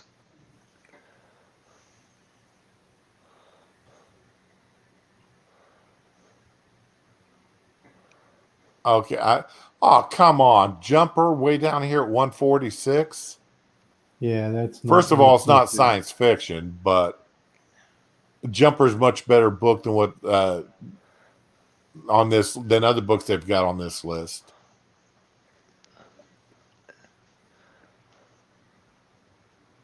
Okay. Heir to Empire. Not that, but, you know, everybody raves over the Heir to Empire. I wasn't really that thrilled with the second book where you had aliens sniffing Leia like weirdos. They should have just put the courtship of Princess Leia up there and be done with it. I didn't really, I never read it. I never read any of the Star Wars It books. is the blessedly worst thing you will ever read. It reads like a teenager's like fantasy dream about what it would be like to be courted as Princess Leia. It's such trash, you'll love it if you're a 13-year-old girl. Yeah, if you're a 13-year-old girl. Just saying. Well, a lot of these Star Wars books are nothing more than just bizarre fan fiction, and a lot of them read like some fevered dream that just makes no sense. So The sad thing is the fan fiction turned out better than the new movies. Yeah. that's no lie. Wow. There were only 3 Star Wars movie and the holiday special. I will swear it till my grave. You've got well. I tell you, I did not mind the second trilogy as much as I detested the third. I'm there with you, and as a matter of fact, I still have not seen the last movie, and I'm kind of not Well, going to. I didn't. I haven't didn't seen the watch last the third 3. one either. No, I refuse to critique something I haven't watched because I'm honest like that, and I sat and watched it. Why? May God have mercy on your soul. We had a deal. This wasn't part of the deal. So now you can be mad at him instead of me, Ramen. Oh, I'm mad at everybody today. You don't even know. I wake up mad. You wake up. I do. Well, we've gotten you out of that Benadryl slump you were in. Oh, you have no idea. I was silent for 10 minutes. I was fighting to stay awake. All I had to do is talk about that movie, and got you perked right up. I'll be fair though. I haven't read a lot of these. The most of the stuff I've read is at the opposite end of the list. So, but yeah, nah, man, nah. This is not a good list. Well, we're having fun. At least we had True. fun. Okay, the updated in 2019, so 2 years ago. Has anything good come out in the last 2 years? No. No. Well, your stuff. Whoa, what happened? I think the biggest thing is that you see with fiction nowadays, like I said earlier, is everybody wants to predict the future, and nobody is capable of writing something interesting that they personally don't support. It all has to be about a cause. Is that what you're? And there is little to no subtlety in any of the writing. And I tried reading recent books because I was like, okay, I'm a writer. I need to read, stuff. I need to read stuff besides, like Deathlands and Long Arms. I need to read stuff that is current trends. And I tried. I did. I tried. And the modern science fiction market is full of nothing but people lecturing you, and the story comes after the propaganda. And I wish I could say differently. But I grew up on books where the author went, "Hey kid, you want to read a neat story about something, and I promise I won't touch you." Yeah. And nowadays it's like, "Hey kid, want to hear all about why I should be able to touch you?" Yep. It's just and it's just that actually sums up modern fiction is I guess that's why I keep going back to the old standby books and movies that I watch, because the new stuff it's crap. It's pushing, a lot of the new stuff is pushing messages. Yes. Oh, all right. And then they aren't there to enjoy. But then if you want a lot of movies, even movies we talk about, like let's look at the original Planet of the Apes with Charlton Heston. Oh yeah. Okay, now there was a lot of messages pushed in that movie, but it was still good. But it was done in a way that it didn't punch you in the face until the very end when you saw the Statue of Liberty. Yeah, the story came first, and then the messages punch you in the face at one time. Mm-hmm. But that was how it was meant to do. Yeah. So in that case, they had a message, and at that time, everybody was afraid of nuclear war and all that kind of thing. For its time, but it didn't sit there and lecture you throughout the whole movie. Not until, what was it, the third or fourth one where they had the Sons of the Bomb? Yeah. I'm sorry. The Children of the Atom were so iconic that it's made its way into everything, and I can, to me, it's completely valid, and it was kind of interesting because it gave them a reason to escape Earth, go back, and then cause the whole thing in a neat little time loop. I like that one. Oh, I'm saying though the message in the other movies there wasn't as in your face until you got to that one. Yeah. And that one there, it just slapped you from the beginning to the end. Yes. Yeah, no, I agree. But it was a good movie still. It gut punched you and kicked you in the crotch and slapped you in the face all throughout the entire movie. Yeah. And I didn't mind it. I was also pretty young, but I didn't mind it. And I didn't mind it later watching it. What's interesting is Planet of the Apes is one of the few ones that the reboot, while kind of trash, they didn't go in the same direction. Although I will always stand up Which for Marky reboot? Mark's one. I will always stand up for Marky Mark's reboot No, because you're that was wrong. great. Wrong. Yeah. Wrong. Wrong. Wrong. The only thing good with the Marky Marks one Was the end. was, well, The end they did bring Charlton Heston into it for Yeah. a cameo. All right. And it was a nice children's movie. Yeah.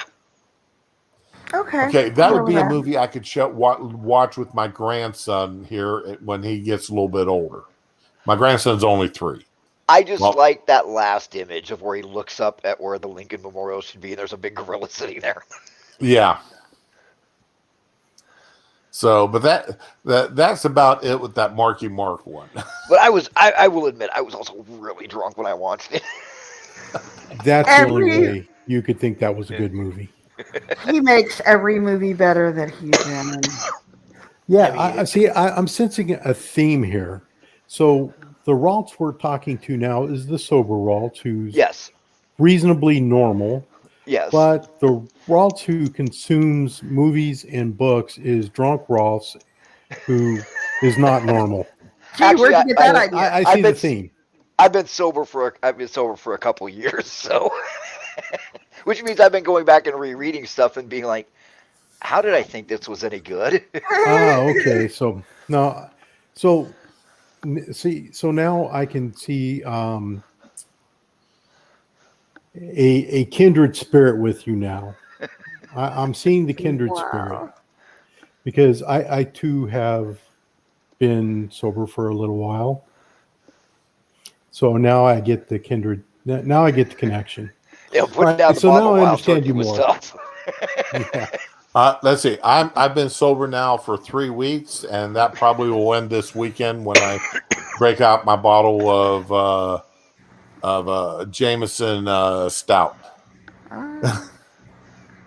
Peppermint schnapps, y'all. Wild turkey and straight out of the bottle. Oh no, Jameson Stout. The Jameson Stout. I've got some whiskey balls that I keep in the freezer to drop into them to make it cold, and that's about it. But I enjoy nice sipping whiskey on occasion. Mm-hmm. The fun thing is we've gotten to the point with fiction where the trashy books of yesteryear that nobody would ever admit, even privately, they read, can be held up as paragons of literature. Oh God, yes. I mean, say what you want about something like the Deathland series is sitting on my shelves. It's maintained a coherent. The characters are still the same as they were in the 1980s. The world is still the same as it was in the 1980s. It's just redoing the same thing over and over, but they do it fun. And I pick up a modern book, and these people aren't believable that they can go to the trash can without falling down in a heap and dying. So, I will say this, that the main reason I read a lot of books is to escape. It's a form of escapism. Yeah. But a lot of modern literature is they do nothing but preach at you about stuff that's going on in the world, which is not an escape. So therefore, I don't read a lot of the modern stuff. And I think another thing too is while I agree with that statement too, is at this point when I'm sitting down to read a book or listen to an audiobook or whatever, watch a movie, I'm wanting something that not only is a form of escape, but that I can sit there and be comfortable. Yeah. Yes. Okay. I'm not having to, and when I mean comfortable is I'm not having to sit there and try to decipher what's going on behind the scenes. What kind of message are they trying to feed to me here? I just want to be entertained. Books used to give you things to think about, and now they're trying to tell you what to think. Yes, that's a Well, big Just one. like the school system. Well, Exactly. that too. That too. And it's weird because, when my stuff started getting popular, I got asked more than once, "Oh, are you going to address this current event?" And I was like, the story takes place 9,000 years in the future. They don't even remember the name of our countries. So, no, I'm not going to bring up current events. Nobody cares. Now, Yep. now, do you write under the name that we're seeing here, or do you write Yes, under I another do. name? Yes, I do. I write under the name Uh, you're seeing now. And my uh, biggest goal that I've always told everybody is I'm not here to educate you. I'm not here to lecture to you about what's great. I'm not here to tell you this is what is amazing and you should live your life by this. I am here to give you something to look forward to tomorrow with everything that's going on. I mean, that's my whole thing. I've written almost 2 million words in a year and a half. And it's all been nothing but this is an enjoyable story. Let's see where it goes. Mm-hmm. Yeah, the funny thing is, you can ask Ramen, the day before I started writing this, I got hit by lightning. Yeah. And then the next day, all of this just started coming out. I have no idea where it comes from. But I keep getting asked, well, are you going to include this latest current events thing? No. No, I'm not. I'm never going to, because I mean, the only thing that you could say that was current events was the whole voting thing, but that I'd set up like 6 months before, and, it was relevant. And what's weird is you would not believe how many times in the comments I've had people come in and argue that voting doesn't matter. And it's like, thankfully, the mods just go in and snip that right out. But I mean, and I've had other people, I've started hanging around with other authors, which I don't know if that's a good thing or a bad thing. And they're all like, oh, you should really try to put a message in there. And it's like, no, my message is, here's some entertainment. Live it up. Look, big guns go pew pew. And now, do you have any books on Audible or anything like that?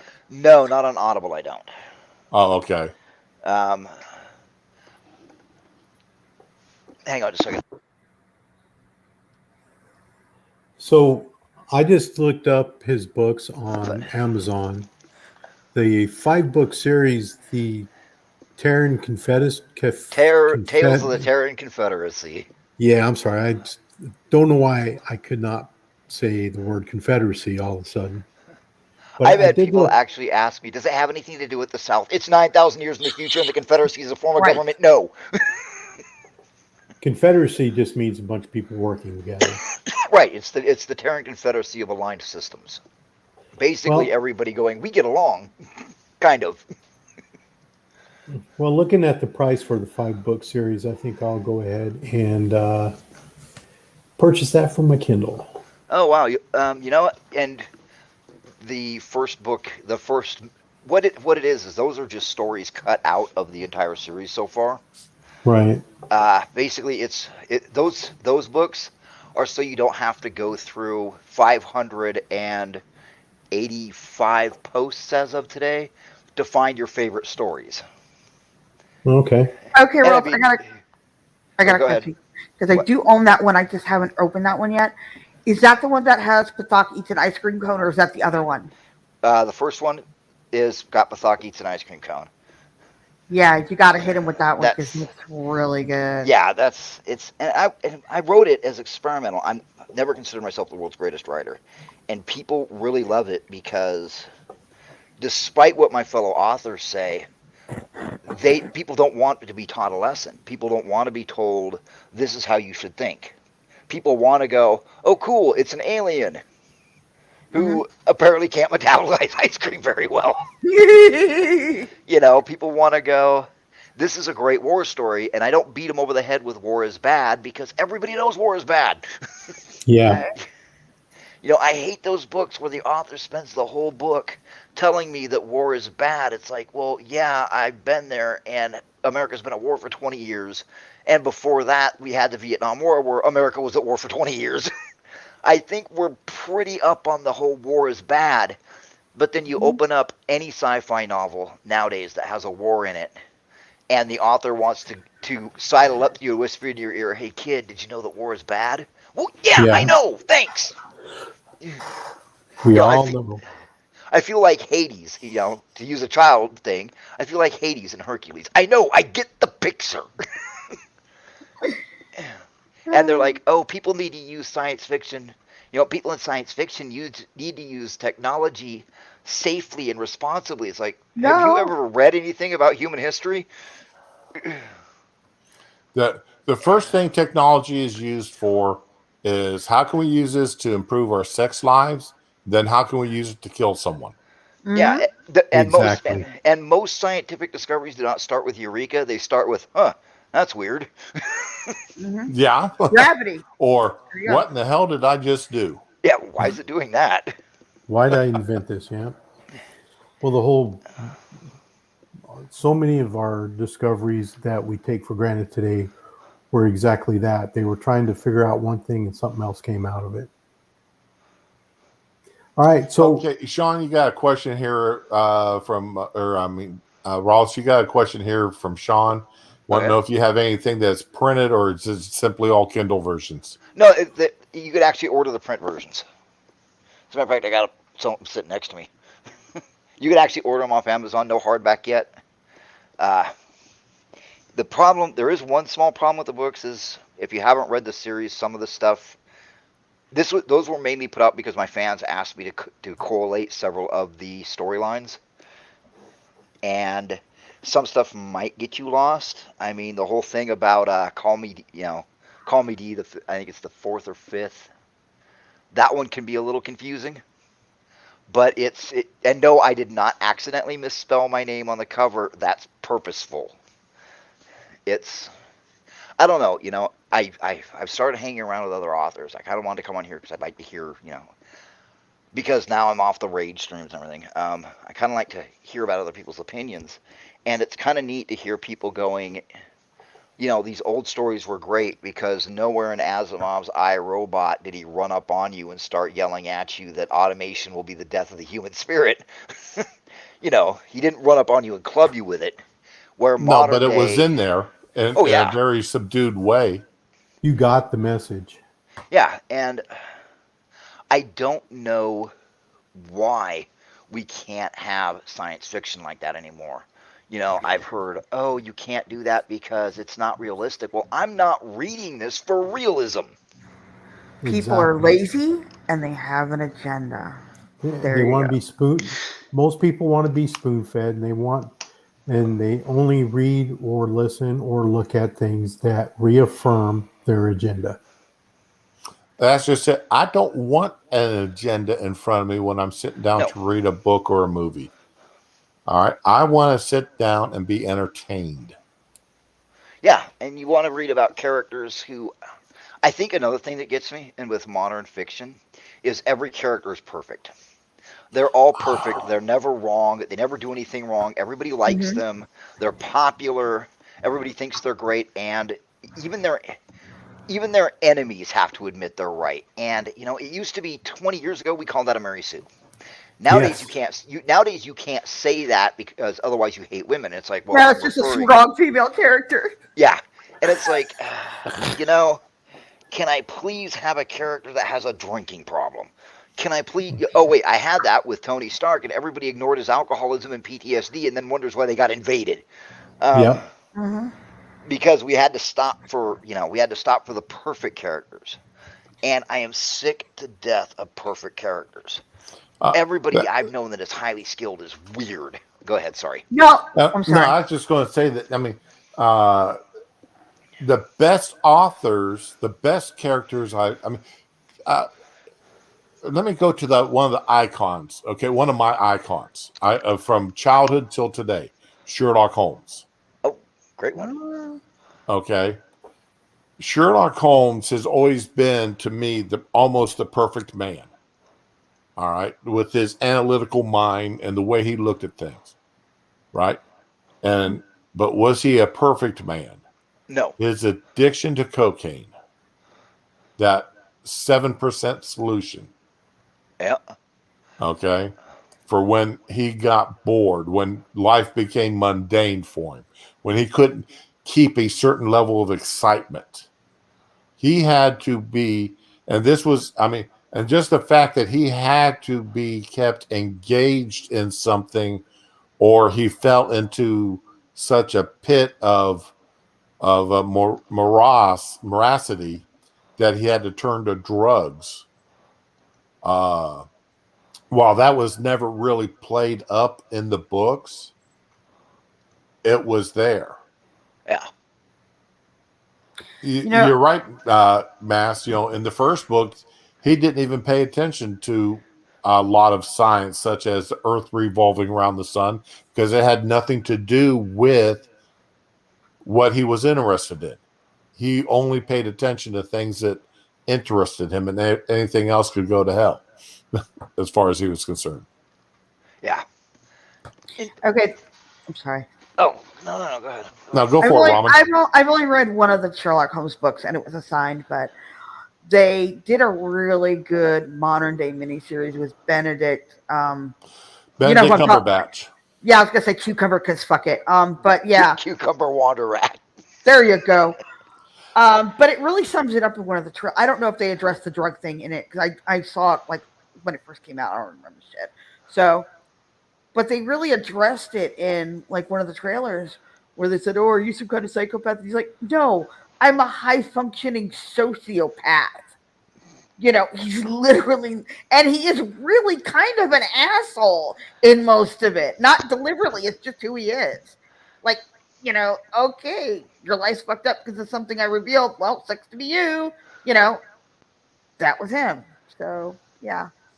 Not a nice person. Oh, no, he was anything but a nice person. How Watson hung around him as long as he did was always a thing, especially the way he treated Mary. Oh yeah. Well, here's the problem I've seen with a lot of the authors that I talk with. They want everybody to like their characters because they like them, or because they made the mistake of inserting themselves into the story. So they want everybody to like them. And that's why you get these perfect characters, and where the author goes absolutely crazy if you don't like the character. Because it's not a character, it's them. Yes. But look, she has flaws. She can't sing and she's clumsy, except when she's doing gymnastics in a fight. And, her hair is so plain. And, stupid shit. Those are her flaws. Okay, what's one comic or cartoon that everybody loves? All right. Think about that. Scooby Doo. Okay. All right. Now, is there a perfect character in Scooby Doo in that cartoon series? You got Shaggy, who's an unabashed. I mean, pothead. Face it, he's a pothead. Yeah. Okay. You got Thelma, who's a short, squat, brainy person. She's the perfect one. Okay. She's the ugly duckling of the group. You got Freddie and I can't remember her name now. Daphne, right? Daphne's a brainless twit, and Freddie's a jock. Mm-hmm. Okay, none of them are a perfect character, but as a group, they work together well. What's funny is I once made a case one night when I was lit that the Scooby Doo franchise takes place post-apocalyptic, and the Scooby Gang are the remains of a futuristic special forces team. And I made these claims. I was just lit on a channel, and by the time I was done with it, everybody was like, "I hate it that you're right." There actually is. I'm pretty sure that's a comic, actually. But I can make a case for it from the fact that, number one, how many people are ever on the road? Right.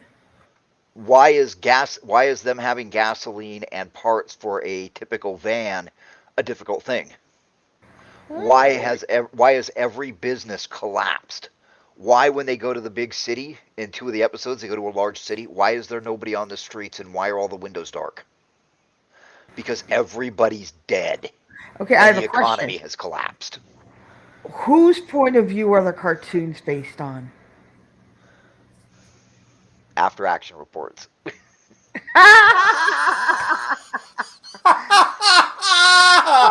This is why I love this man. This is my Because see, internet think about husband, it. Number y'all. one, take Fred and drop him into Vietnam in 1969, and his obsession with traps. And I mean, this is a strong dude. He can pick up a stoner, a a Great Dane. fashion model, a thick-bodied intellectual, and a dog with one arm, and straighten up and then pull them up onto a ledge.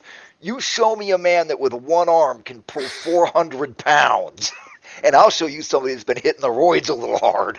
I'm Yeah. sorry. Hey, Ramen, thanks for introducing me to this character. Did I I like tell him. you? You know why I was so excited now. And then you've got Velma, who's a living supercomputer and slightly autistic. Yep. And then you've got Shaggy, of course. Shaggy is a guy who can fall 4 stories, crash through a roof, land in a pile of broken glass, eat 20 pounds of food, and then 5 minutes later is skinny and healed. That's Tell me you. that is That's not regeneration. you. Tell me that's not regeneration. And then they've got a genetically modified dog that can talk and do problem solving. So Scooby Doo is sci-fi. Yes. Okay. And tell me that Daphne, who's an expert, and they say it several times in the original series, and they show it, who is an expert at martial arts and is extremely attractive, is not one of their assassins. I can make this case. I'm beginning to rethink moving next door to you. I can make this case, and the thing is, I have no idea where it came from that night. It's okay. I made Wolverine nuts, making the case that Gilmore Girls is really the daughter's fever dream while she's in a coma. So yeah, it works. I would like if we had fun writing like that. Like if they did the Scooby Doo Apocalypse thing, and I read it, and it had some decent fun in it. And remember, this was not marketed as a comic series for children because it had blood and gore in it.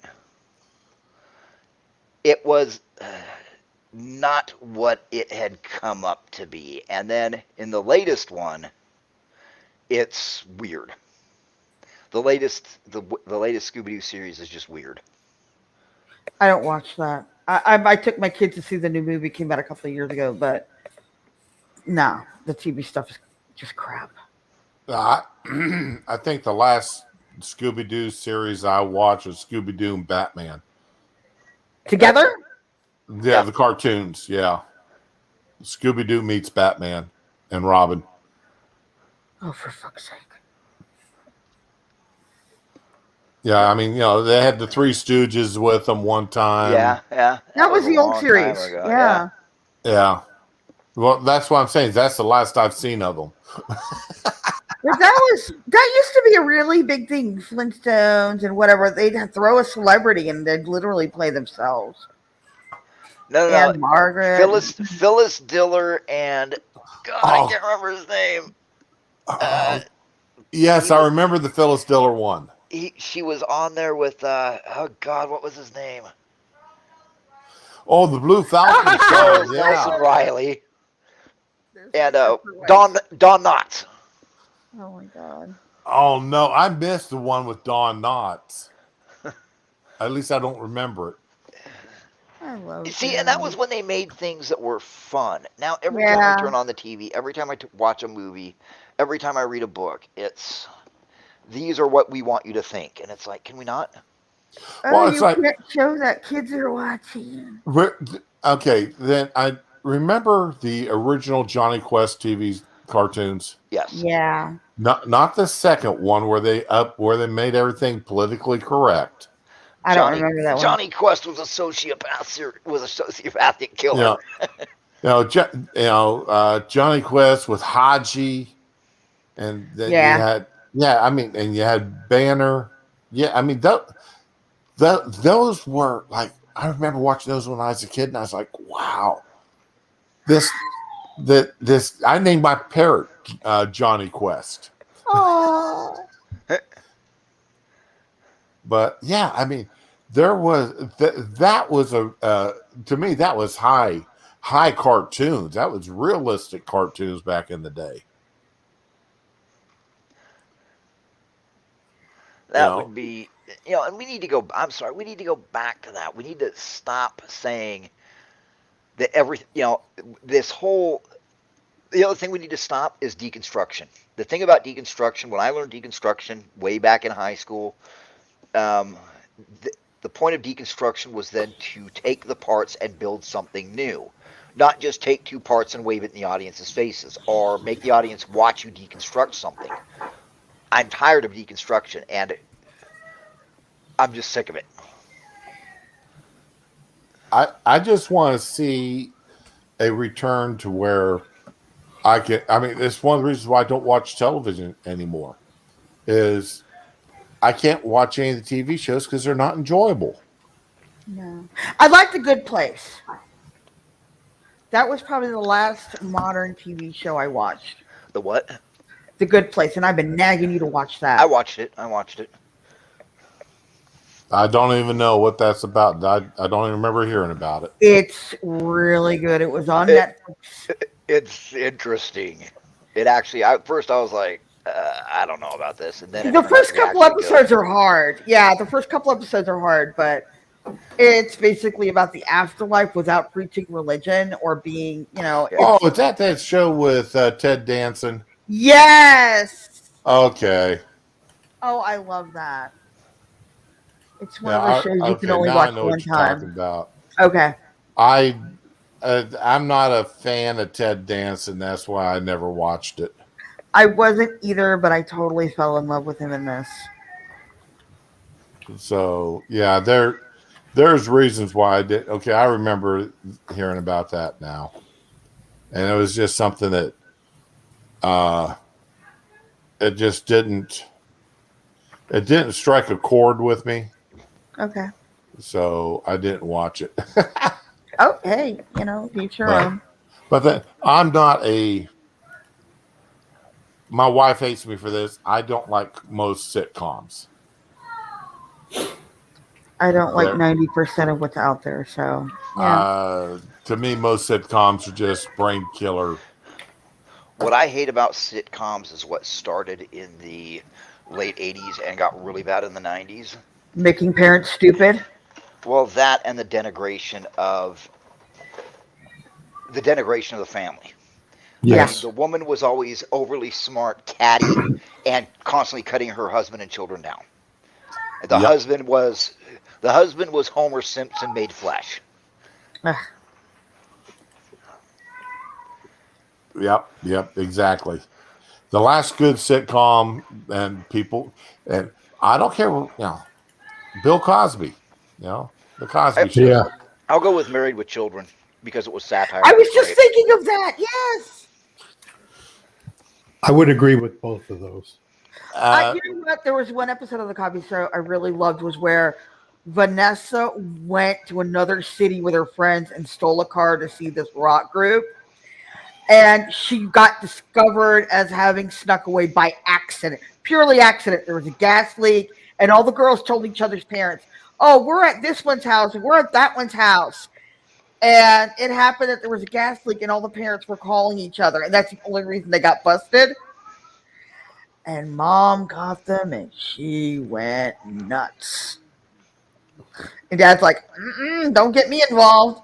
No, yeah, the parents weren't stupid in that one, so yeah, I love that so much. Well, nobody was stupid in those series. In that series, nobody.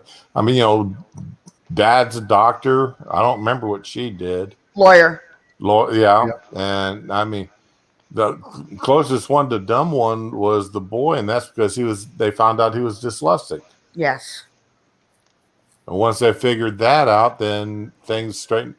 One of my favorite episodes of that one is where Bill teaches Theo about money, paying rent, yeah, buying food and such. And he's starting taking money out of his hands every time he names something off the list.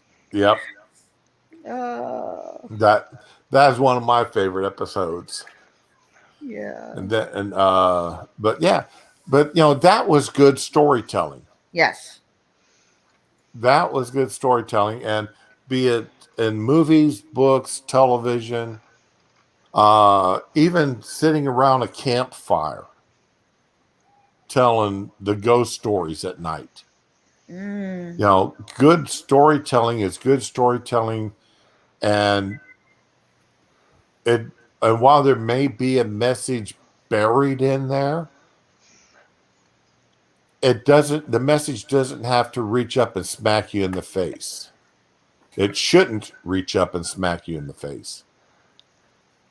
It should be something that you catch almost subliminally. Well, here's the thing, and I've gone onto this with other people. I've gone over it. The problem today is you look at Heinlein, you look at Asimov, you look at Clarke, you look at even McCaffrey, you look at all of these authors, and they all had lives. They all lived. They went out, they did stuff. Some of them got shot out in wars, some got shot down during wars. Some of them, you know, busted their butts. They all had crappy jobs. They all raised families. They all interacted with people, including people they just absolutely loathed. And it shows in their writing. Because their writing is about believable worlds. The problem now is these authors are all from the same cliques. Mm-hmm. They all go to the right schools. They all know the right people. They all live in mommy's basement. Yep, they all live in their gated communities, and they've never fucking lived their lives. And I asked an author once, you know, you have a really bad section here about firearms. Have you ever gone out and fired a gun? And they're like, no, why would I want to do that? Well, you're writing a war story. Well, what does it matter? It's fiction. This person, by the way, is available on your shelves at Walmart and Fred Meyer. So these people have no life experience, and they're trying to write about people's lives, and that's why your stories are absolutely crap.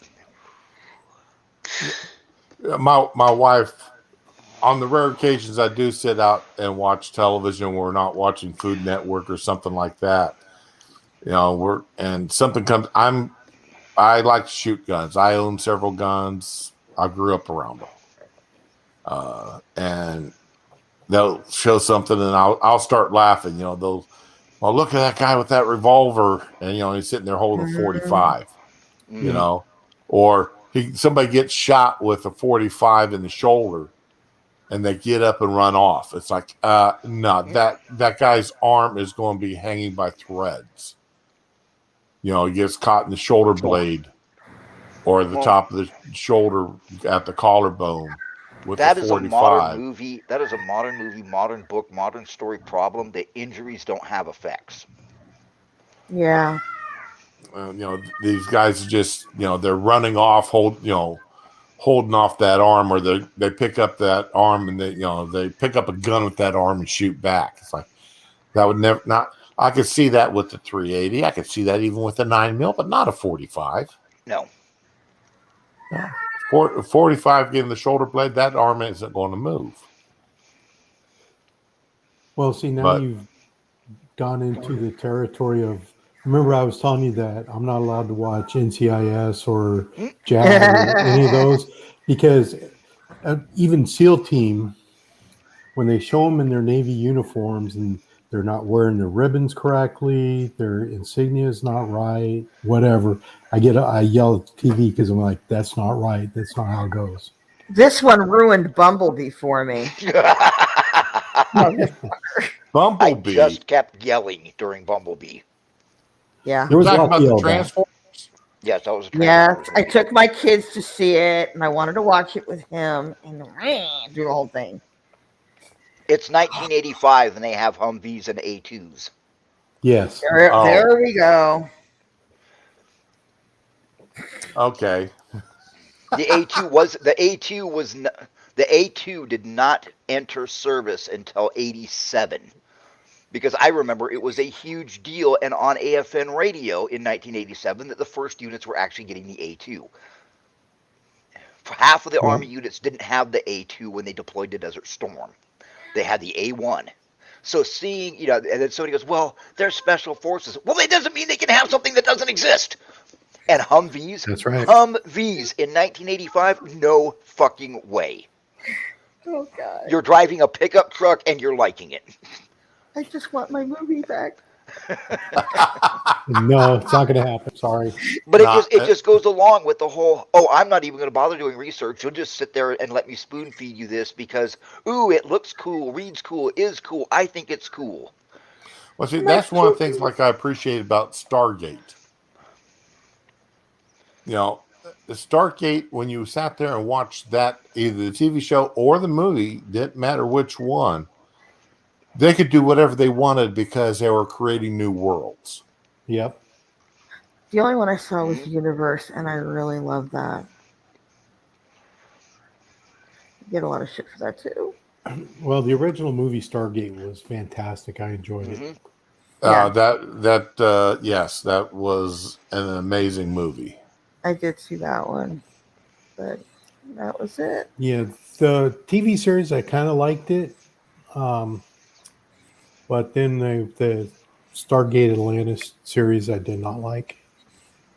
No, I didn't watch Stargate Atlantis. I didn't like that at all. I watched. I watched a couple episodes. I watched the and first gave it up. season, and that was it. I barely made it through the whole season. I couldn't do it. But yeah, the movies. Okay, now we're going to do this here again next week, but we're actually going to pick up a different series of book. You know, because this Ranker. Y'all are welcome back next week. Yay. All right, and did we decide, Darth, we wanted to do? We got the greatest fantasy, the best horror, or the very best dystopian? Let's do fantasy next week. Fantasy? Yeah, because Okay. obviously we have on our panel here, we have somebody that is uniquely adapted to fantasy. So let's go there. All right. And now so we'll do the best fantasy book series. Okay. Ooh, So that could be fun. All right. I'm looking forward to it. You up for that there, Well, everyone? Yeah. All right. That should be right up in your real wheelhouse there, isn't it, Raltz? Yep. I would like to take part in that.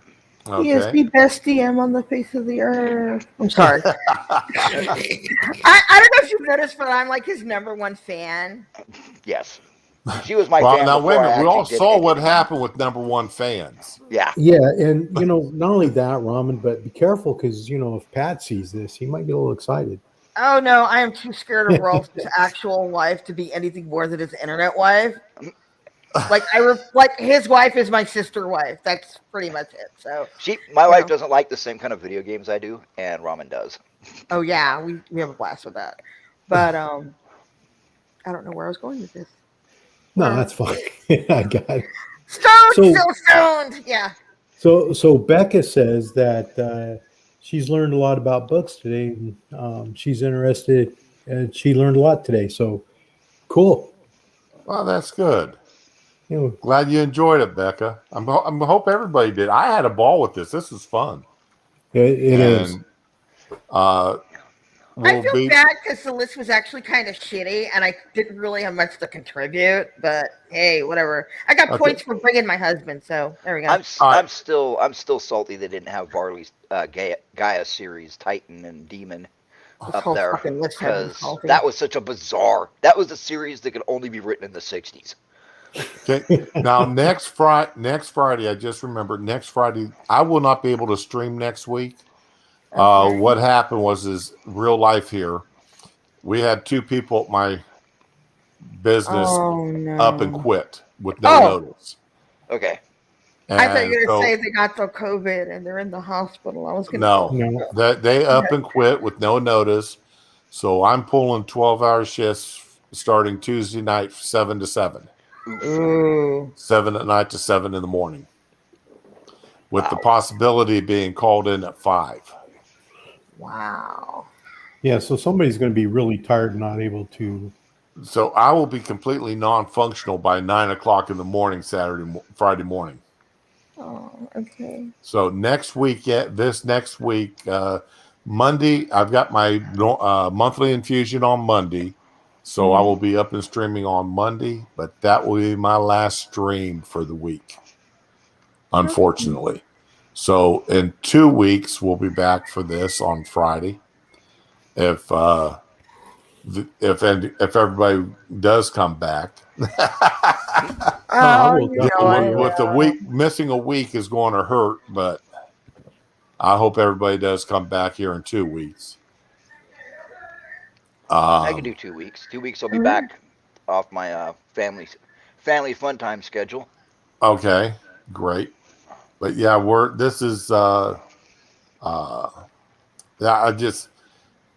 they just didn't even start. They didn't even give us a courtesy of calling us. They just didn't show up to work. It happens. That's the worst. Sometimes. But it's like they worked together on it because it was the same day for both of them. Somebody had an axe to grind. And it was like, you've got to be kidding me. So I actually had to wake up my boss at 20 after of 11 because my relief was supposed to be in by 11. And I had to wake up my boss at 20 after and say, guess who didn't come into work tonight? And then the next morning, the morning person didn't show up. So life was ugly. Anyway, but we got a couple of new hires in, but they're not going to be able to work by themselves for at least a week. So that's why I'm on 12s.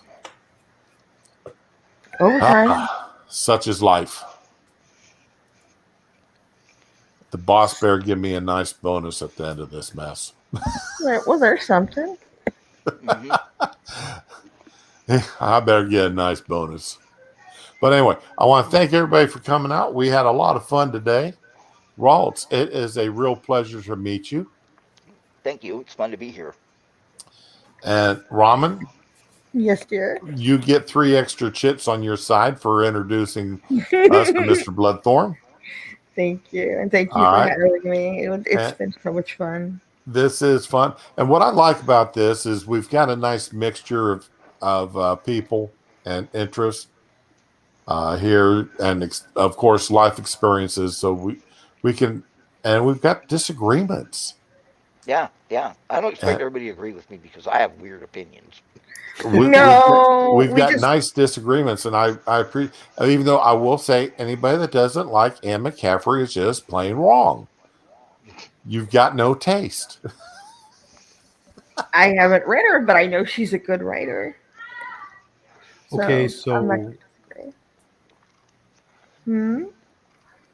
I'm going to be wrong. That's just all there is to it. Just call me Wrong Dar, and I'm good with that. Wow. But anyway, I want to thank the people that showed up. Becca, nobody not home. I mean, nobody not home. Nobody not me. Wow. That's what I say when people knock at the door. Nobody's not home. Don't I saw forget Sean Nell. in here earlier. Jaeger Pony was here earlier. I appreciate everybody that showed up and listened to us rant and rave about this book list. And we'll be back in 2 weeks. And we'll Mike be Savage. doing this again on fantasy series. And I promise I will not look at any of the books on these so that we're all surprised with them at the same time. Works for me. Oh, this will be fun. Okay? And thank you much for showing up. And as usual, please be with the ones you love and love the ones that you're with. Have a good time.